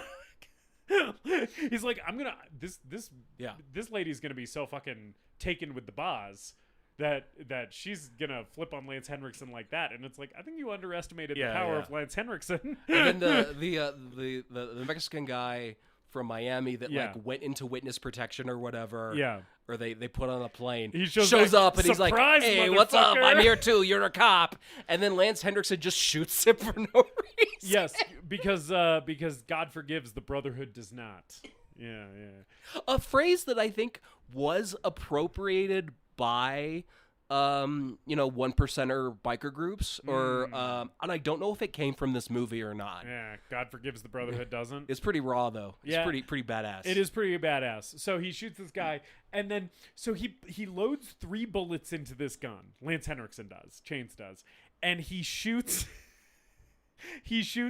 the fucking drug guy, the drug connection from Miami with one of them. And then he turns the gun on Nancy.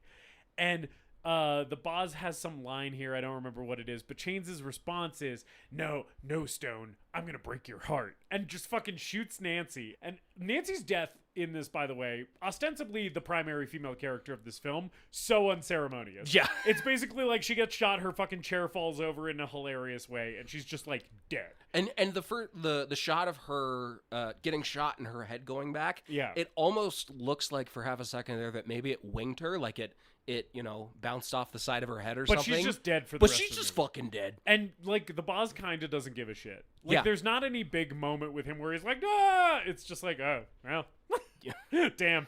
That kiss was fine, I guess. All right. I got my girlfriend at home. She's taking care of the monitor lizard. I'm sure. Yeah. I'm sure everything's okay. But then Lance Henriksen turns the gun on the boss and goes to shoot him. And he has this line about like, they say Lucifer was a rebel angel, right? Or whatever. And he pulls the trigger and it just clicks, right? So the third round in there does not kill him. And Lance Henriksen is like, well, guess it's your lucky day. You get to be my angel. Okay, get this guy in the helicopter. It is so fucking funny that he just leaves it up to chance whether he's going to kill this dude or not. So then the plan is we're gonna January 6th, the state capitol. It is. And Boz is going to be the distraction. And what that means is they're going to put him in a helicopter, strap him to a bomb, and throw him out of the helicopter. Yeah. And that's going to be the distraction. A guy being thrown from a helicopter and exploding. Yes. And this is the brainchild of Mac's dad from It's Always Sunny, is AWOL, who gets them the helicopter because he's a military guy. And he's assembling this bomb with like it's like the most ridiculous stereotypical bomb you've ever seen. With totally. Wires sticking out of it and a big old timer, and he's like, "We're gonna fucking blow you up, Stone." The scene where he's bribing the military dude to get the helicopter is again a scene where I was like, "Is this just clunky, silly action movie writing?" Or is this genius commentary on the interplay between the military-industrial complex and white supremacy in America? Right? Where I was just like, yeah, this guy who's like a fucking neo-Nazi biker just has this connection, which is this guy he served with in the military, because all of these guys did time in the military, right? They're like all vets, you know? And so it's basically like, hey, I'll just like give you $250 and you let me take the helicopter out for a spin. And he's like, hell yeah, brother, like go for it, right? And I was like, is this just like lazy screenwriting where it's like we have to find an excuse for a helicopter? Or is it like, hey, our military is like rife with guys who have connections to actual Nazis. And I can't fucking tell. Either way, it rocks. And we get a helicopter, which fucking... The helicopter stunt flying in this movie is maybe the best I have ever seen in literally anything. It is comparable only to that scene in Terminator 2 when James Cameron was like, I'll just fly the helicopter under the overpass. Yeah. Because they're shooting this at the actual state capitol. I think it's Alabama, right? Yeah, I think it's Alabama. They're in the movie. They're in Mississippi, but they actually shot it at the Alabama state capitol. Yeah. So they had permits to do all of this, to ride motorcycles through state capitol, to fly a helicopter low to the ground with people present. When you say low to the ground, this thing is like 2 or 3 feet off the pavement. Yeah. It's fucking insane. It's so crazy watching this thing just hover above the ground at like not insignificant speed. Mm-hmm. It's moving. And I was just like, holy shit, this looks dangerous. They had permits, then someone came in and was like, tried to shut them down, and Baxley basically told them to go fuck themselves and showed off their permits and whatever. And they just destroy this fucking Capitol building. And it is glorious. It rocks. This whole sequence is so good. Like, Stone Cold gets free in the chopper. He fucking like breaks his like hand restraints and grabs the bomb. He's like shooting brake fluid in their faces. There is a like shot, helicopter brake fluid or something. Because there's 2 dudes in this helicopter. Yeah. There's the guy driving or flying the helicopter, and then there's some other guy who's basically the guy who's supposed to watch Stone Cold. And when he breaks free, he starts fighting this dude in the back of the helicopter. There is a shot from another aircraft shooting, like the camera is focused on the open helicopter door of this flying helicopter, this actual fucking aerial vehicle that is actively in motion. And there are stuntmen doing fight choreo in the back of a actual flying helicopter that is hundreds of feet off the ground. And it's just like, holy shit, do you not see shit like this anymore? Absolutely not. It's like, it's nuts seeing these 2 guys like throwing haymakers while they are framed by the open door of a flying helicopter. It's so good. So like Stone Cold gets the best of this dude here and puts the bomb on him. And again, for real, they just drop an exploding dummy out of this helicopter with a stunt guy playing Stone Cold in the chopper and a guy driving the chopper. It rocks so it's hard. So cool. This fucking dummy falling out of this helicopter, exploding what seems to me to be dangerously close to it. And like just the whole frame erupting in actual flame is, oh god, it's so good. So the thing is, Lance Henriksen is snuck in as a priest. He's shaved off his skull and his mullet and his beard and looks like a normal Lance Henriksen. Yes, he just looks like Bishop from Aliens now. Yeah. This is the sentencing for Trouble Owens. They're going to see if he's going to get the death penalty, and if he gets the death penalty, then they're going to invade the Capitol. Yeah. And they're also like sneaking in semi trucks with guys and bikes in the back, like Trojan horse style. Yeah. They're sneaking them in, and because this is all again extremely well coordinated for a bunch of hick racist bikers. Yeah, these guys who are presumably just recreationally doing meth all the time have amazing organizational skills. So Henderson sneaks in. He has an MP5, or he has a machine gun. I don't remember if he has it on him or if it's under a chair or something. It's under a chair. It's planted there. Yeah. So they got someone in the Capitol who's able to sneak a gun in and plant it too. They got people inside the DMV.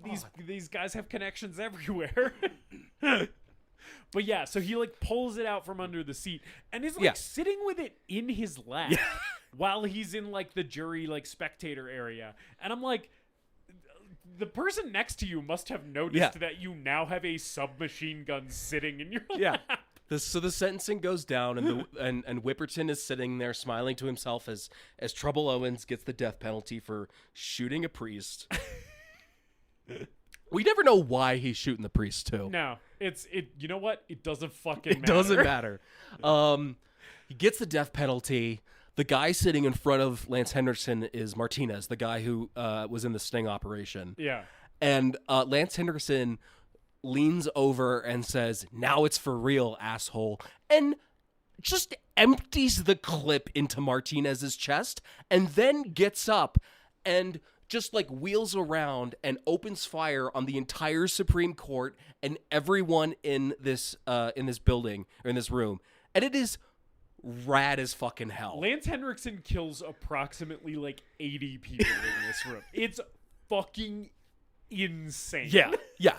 And simultaneously the bikers back the truck up to a window. Yes. And then they're racing their bikes out of the back of the truck through this big window into the halls of the Supreme riding Court. them, like up the courthouse steps. They're fucking going into all these like atriums and shit. And again, they did this in For the real. actual courthouse. For real. Yes. It's fucking bananas. So then Bosworth makes the pilot land the helicopter because he's blown up the other dude and like takes the dude hostage. So he forces him to land the helicopter, and then he also enters the fucking courthouse. Well, he drops through a glass roof. Yes. And lands on the floor, and then gets up and fights a guy who's holding a bunch of people hostage. Yes. Yeah. So he like he slams on the marble floor and is able to stand after this. It is nuts. Literally like he is the Terminator. Yeah. Also, we need to mention the other great line of this movie where Lance Henriksen has killed the Supreme Court. Everyone in this fucking room is dead, and it's just Whipperton. Yeah. And he says, he has the gun on him, and he says, "In moments like these, I can only think of my father's last words. Which were Don't son, that gun is loaded." And then unloads into Whipperton. And again, I kind of like these guys. His delivery of it is just immaculate. I think Lance Henriksen is secretly the hero of this movie. And he triumphed over the evil district attorney. The other thing is, Whipperton, we don't like him. No, every time they show him on TV, he seems like a smug asshole. Yeah. Like, it's basically like, oh, look at this fucking dickhead. Just like a corrupt, right-wing, hawkish politician of the South or something. That's what he seems like. Totally. Where he's just like, we're going to give this guy the fucking death penalty because we can, and I'm going to run for governor. This is one of the things about this movie for me. This movie is so much more fun to watch than almost any other action movie, in part because every single person in this movie is a scumbag who you want to see die. Mm-hmm. Right? Like, Whipperton seems like, this fucking, like, deep South Alabama or Mississippi, like, shitty Republican politician who just wants to send people to fucking get lethal injection. The main characters are fucking Nazi bikers, and then everybody else is a fucking cop. Right? And I'm like, everyone in this movie sucks. They are all different flavors of fascist. And the joy of watching Stone Cold is just seeing all of these fucking fascist dickheads blow each other away for 92 minutes. And they're all cartoon characters. Yes. They're not, it's not like, oh, this is a deep and nuanced take on Nope. the state of law enforcement and the criminal justice system. Yeah. And I was like, no, these guys are all fucking ridiculous. All of them are macho shithead assholes. And it's just like, whose macho shithead assholery will reign supreme? The thing about the end of this movie is kind of none of them, right? It's like, we all watch these dudes fucking take each other's lives for 92 minutes and for literally nothing. For literally no reason and for nothing. Yeah. And that's like the thing that is amazing about this movie. Like, nobody is supposed to be the guy you're rooting for. Even Boz. It's like, this guy is an incompetent fucking pig police officer. And it's a testament to the Boz's performance and sheer charisma. Yeah. That I still think he's really cool. And Lance Henriksen too. Yeah. Even William Forsythe. Yeah. I'm like, these guys are cool. They're cool dudes who suck. Yeah. It's like, again, to make a Green Room comparison again, it's like Green Room in that everyone in this movie sucks at their job, is bad at everything that they attempt, and the whole movie is just watching the consequences of various failures by people who suck, you know? And I'm just like, I love that as a movie. It's one of my favorite kinds of movie to watch. Is just like, let's watch people be incompetent and shitty for 90 minutes. Yeah. Anyway, there's a point at which there's this dude in the January 6th inning that is happening here is like holding this person hostage and is yelling out at the cops. That is Mudfish. That's Mudfish. Okay. Did you think of a cool biker name? If you had a cool biker name? No, let me think about that for a second. I'd love to be like, I don't know. These guys are like Louisiana, Mississippi, like bayou bikers. Mm-hmm. I was just trying to think, is there some like gator related? Like I was like Gator Trap. Because I think the monosyllabic ones are all taken. Like I don't think because we got chains and ice and tool and gut. Like I don't know if you could like knife. Like that's not cool. I don't know. There's probably another guy in this movie named Knife who we just don't know about. Yeah. So I think you have to go with a compound word or a two syllable word. Yeah. For your biker nickname. I think Gator Trap kind of sucks, but I'm not thinking of anything else, and that's sort of a fun one. I feel like it would fit into the world of Stone Cold. If you saw a dude who looked like me show up on the screen in this movie and they were like, that's Gator Trap, you'd be like, yes, of course. Do you have a biker name? Dicksmash. Hell yeah. By the way, I just said that. A thing that we haven't acknowledged yet is that both you and I look like most of the extras in this movie. Yes. This movie is full of dudes who look like us. Yes. Especially now that I'm bald. Which I think is like although even with long hair. With long hair, you were kind of honestly giving ice. Yeah, I feel like you and I are partially so enthusiastic about this film because we are seeing ourselves physically represented on screen. We are not white supremacists, but we will play them in your movie. We sure as hell look like we could be, despite not being them and being diametrically opposed to everything they stand for. Anyway, so there's this dude who has taken Mudfish, who has taken Mudfish has taken hostage. He's like, we're gonna fucking kill every hostage in here. Yeah, and Guts in the room with him again, like, hey man, this is too far. Hey man, I drew the line at the Army National Guard dudes being killed in those crates. However, I draw the line more definitively at what we are actively doing right now in this moment. And Stone sneaks up on them, and Gut sort of like catches him out of the corner of his eye, and we're not really sure, like, is Gut gonna rat on him, or is he gonna run back to him? But you know what? He never gets the chance. No, because Mudfish wheels around and pumps a bunch of fucking bullets into his back. Yep. He's just like, time for me to shoot Gut, because this guy won't shut the fuck up. He doesn't even know the boss is there. Yeah. He's just basically like, I have had enough of your fucking whining. Let me empty this fucking MP5 into you. And then the boss comes around the corner and just blows this dude away, basically. Mm-hmm. Yeah. And then the shot of him falling out of the window, and then another shot of dropping a guy onto a car. We are just dropping a man onto the hood of a car. This is not a dummy. It is too close of a shot for this to be a dummy. This is a human being going through the roof of a car. Like, he hits the roof of a car and it crumples and the windshield and windows smash, and there's just a dude laying bloodied on the roof of a vehicle, and they just dropped a guy on a car. What a good movie. What a good movie. I miss when we made good movies. It's incredible that they do this shot for this silly action movie about an undercover cop infiltrating a biker gang.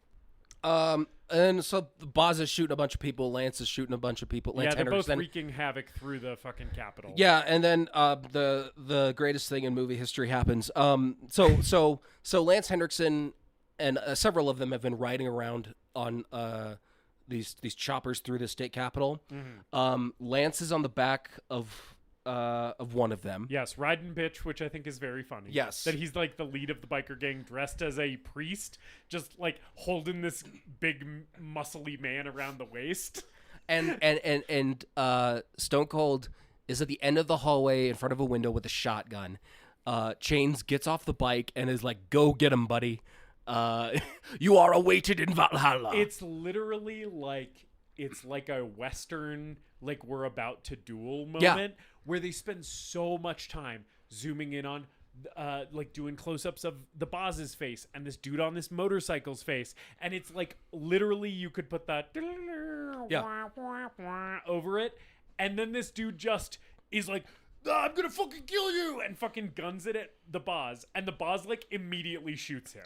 He shoots him off the bike. Yeah. The bike goes through the window.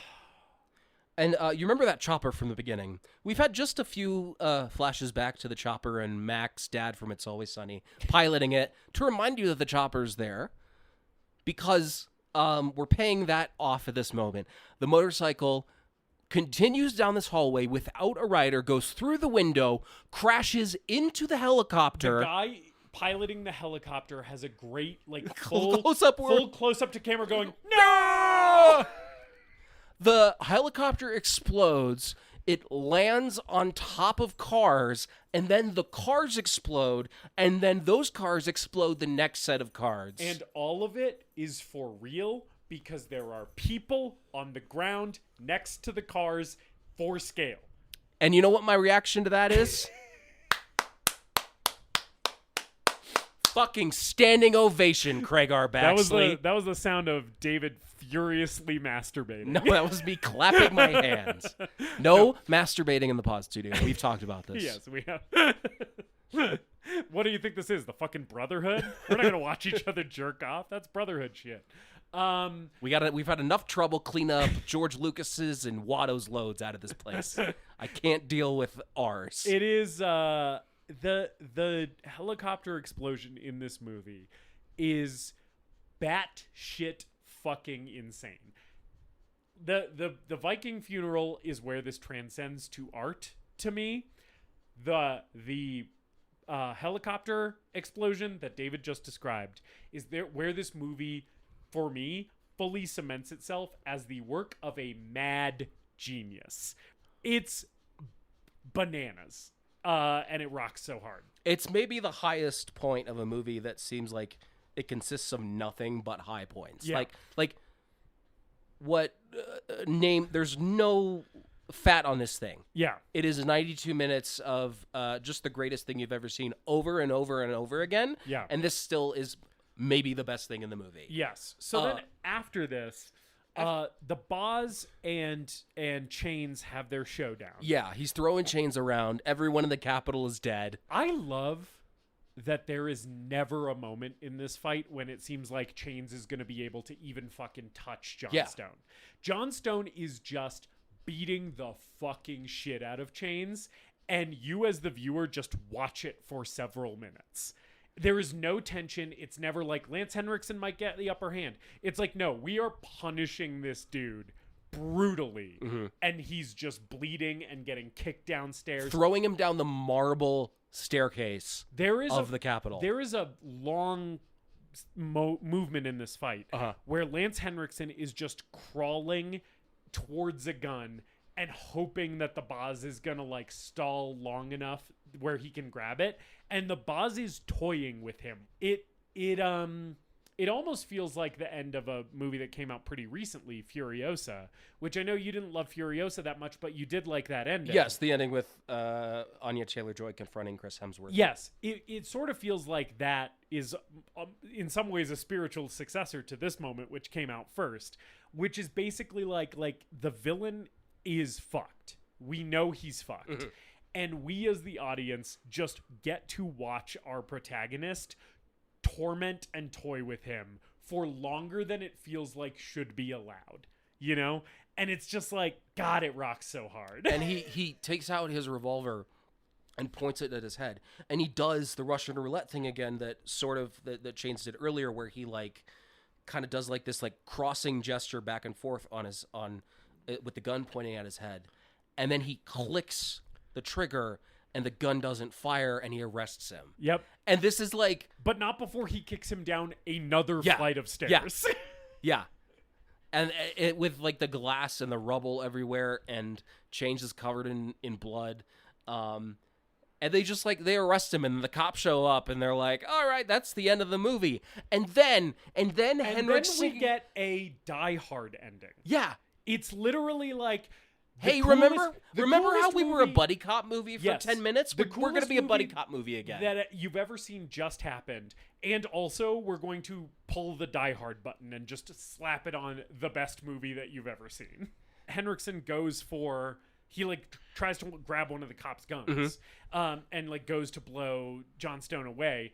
And Lance, the fucking limp noodle cop who ordered a glass with his beer at Tit for Tat, just blows him away as if it is the end of Die Hard. Yeah, and then he falls back over this. They're on the second story, so he falls into the atrium of the courthouse. Or the Supreme, the Capitol building, sorry. Yeah. We see the roof, the camera does a spin, and then a dummy falls and hits the floor. It's crazy. It's so rad. And then Lance says, "It's time to turn it on," which is something that Stone Cold said to him earlier. And Stone Cold just gives him a respectful smirk of admiration and acceptance. And being you weren't such a beta cuck after all. And walks out of the Capitol building while fucking blues rock wails over the credits like he is emotionless, like he's the Terminator. Okay, hold on. Yeah. Hold the fuck on. Sorry. He walks out of the Capitol building as first responders and journalists are showing up, and there's smoke and dead bodies and rubble everywhere. His face is covered in blood. And then the credits start rolling, and he's still walking. He walks toward camera for a solid minute while these credits roll. Yeah, he walks fully out of the movie. It's the Michael Clayton ending. For Yes. those of you who have seen Michael Clayton, and We Hate Movies compared this to Michael Clayton on their episode, Michael Clayton ends with Michael Clayton getting into a cab, and the credits start rolling, and we just see him still in the cab for the duration of the credits. It's also like the ending of The Graduate. Yeah. You know? It's like now you're following the character out of the movie. And you're just reading his expression. And you have to reckon with what the movie did to the character. Yeah. Right? And it's like, what the fuck is this ending doing in Stone Cold? And also, why is it perfect and genius? And it ends with him getting past all of the first responders and journalists and the rubble of the Capitol, and he just stops for a second to think about what's happened, and the movie freeze frames, and then we go to the rest of the credits. And that's Stone Cold. That is Stone Cold. That is episode 50 Episode 50. on Stone Cold. A big milestone for us, a big movie for us. And now it's time to find out with absolutely no tension. Because we know what both of us are going to say if it's the greatest movie ever made. It's your turn, right? It is. David. So Yeah. we've been keeping a track of our verdicts. Yeah.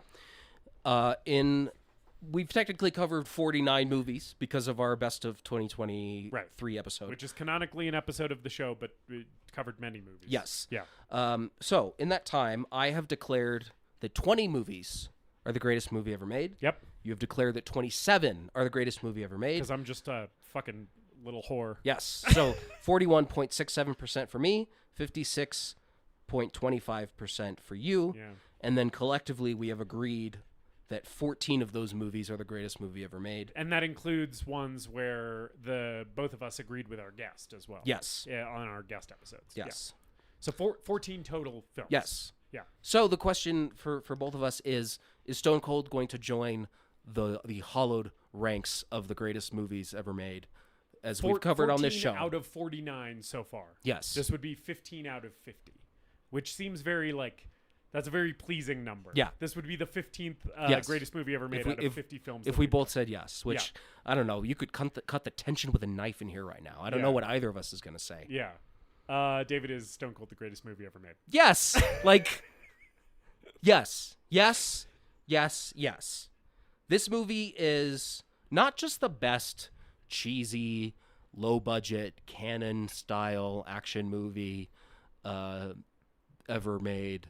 This is better than every Lethal Weapon movie, every Rambo movie, and maybe controversially, every Die Hard movie. Damn. I like this more than the first Die Hard. Damn. And I really like the first Die Hard, but I've never liked it as much as everyone else. Yeah. This is an action masterpiece for a couple of reasons. It only gives a shit about action. It only gives a shit about showing you cool shit. And it only gives a shit about, showing these three insanely masculine, machismo-fueled actors just measuring their dicks for 90 minutes and trying to be the coolest and toughest bikers in the world. And yet, it somehow ascends just... it transcends just normal, cheesy, campy action movie territory by, again, sort of being like a secret satire on the 80s action genre as a whole. And if you have never seen it and you enjoy action movies, watch this fucking movie because I guarantee that you're going to have a good time. Yeah. I cannot imagine a person watching this movie and having a bad time with it. Even the podmaster, who only stayed awake because she was quite sleepy for about 20 minutes of this film, was enjoying those 20 minutes. Yeah. You know? Like, and she doesn't even like action movies. Yeah. But the fucking monitor lizard showed up and she was in. You know? Yeah. So Brian Bosworth is a genius. Craig R. Baxley is a genius. Give the man a John Wick movie. I think this violent, hyper masculine piece of art is something to behold and should be treasured for all time. And fuck, maybe it belongs in the Library of Congress. Justice is stone cold the greatest movie ever made. Yeah, I already said that this film was one of the pinnacles of American filmmaking.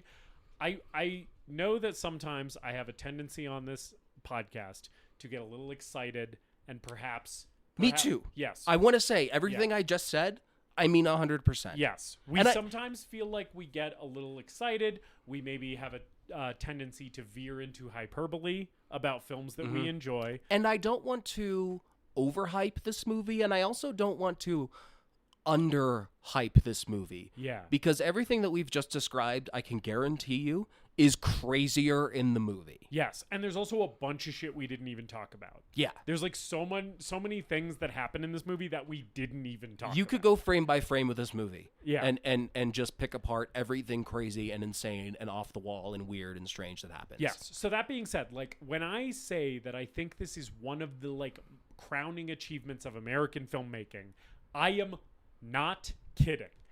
I think the type of movie that this is exemplified no better pretty much anywhere than in Stone Cold, right? We mentioned Predator earlier. Predator is one of the greatest action films of all time. It is one of the best movies I've ever seen. I think it stands shoulder to shoulder after this most recent watch with Stone Cold. I think Predator is pretty much as good as Stone Cold and vice versa. That's how good I think this movie is, right? So like, yes, this is the greatest movie ever made. Would I say Predator is the greatest movie ever made? Absolutely. Would I say Die Hard 1 is the greatest movie ever made? You bet your fucking ass. Is Stone Cold the greatest movie ever made? Yes, like those movies that it is equally good as. Yes. It is the greatest movie ever made. Like, yes. So welcome to the esteemed halls of the greatest movie ever made, Stone Cold. You fucking deserve it. Thanks, movie. Thank you, movie. You did a good movie. Holy shit. Good job at being a movie. Yeah. Thank you guys for listening. Yeah. Thank you guys so much for sticking with us for 50 episodes. Yeah. We wish you a happy TGMEMiversary. Happy TGMEMiversary. Especially folks who have been with us since the beginning. Yeah. You're the best. Yeah. We literally wouldn't have continued doing this without you. If we had been like, oh, nobody's listening, we probably would have stopped doing the show by now.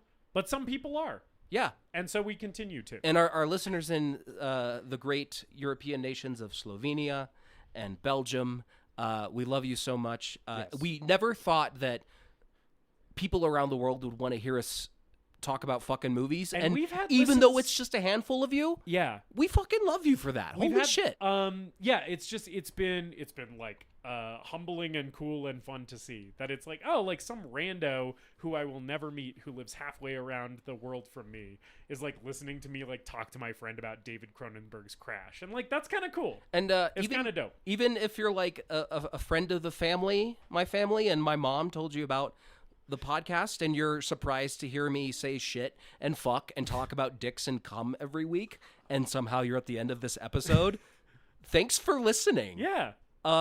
So we're going to keep the festivities going with another TGMEMiversary episode next week. We're talking about another classic film of American cinema. I want to die. It's the Emoji Movie. Everything that I just said about how happy I am that the show has continued, I feel like I'm ready to unsay next week. Don't worry, I will be right there in the trenches with you. Yeah. And hey, look, you know what? Approach every movie with an open mind. You're right. I've never seen it. Maybe I'll like the Emoji Movie. Maybe Patrick Stewart as the poop emoji will move you emotionally, and change your perceptions of what filmmaking can be. Fill me with the urge to defecate. Anyway, so join us next week for the Emoji Movie. In the meantime, please continue to spread the word about the show to your friends, family, loved ones, and enemies. We appreciate your support so much. Really, like, again, we're just so surprised that people enjoy hearing us talk about fucking movies. Yeah. Even though we're giant idiots. And as always, later, dipshits!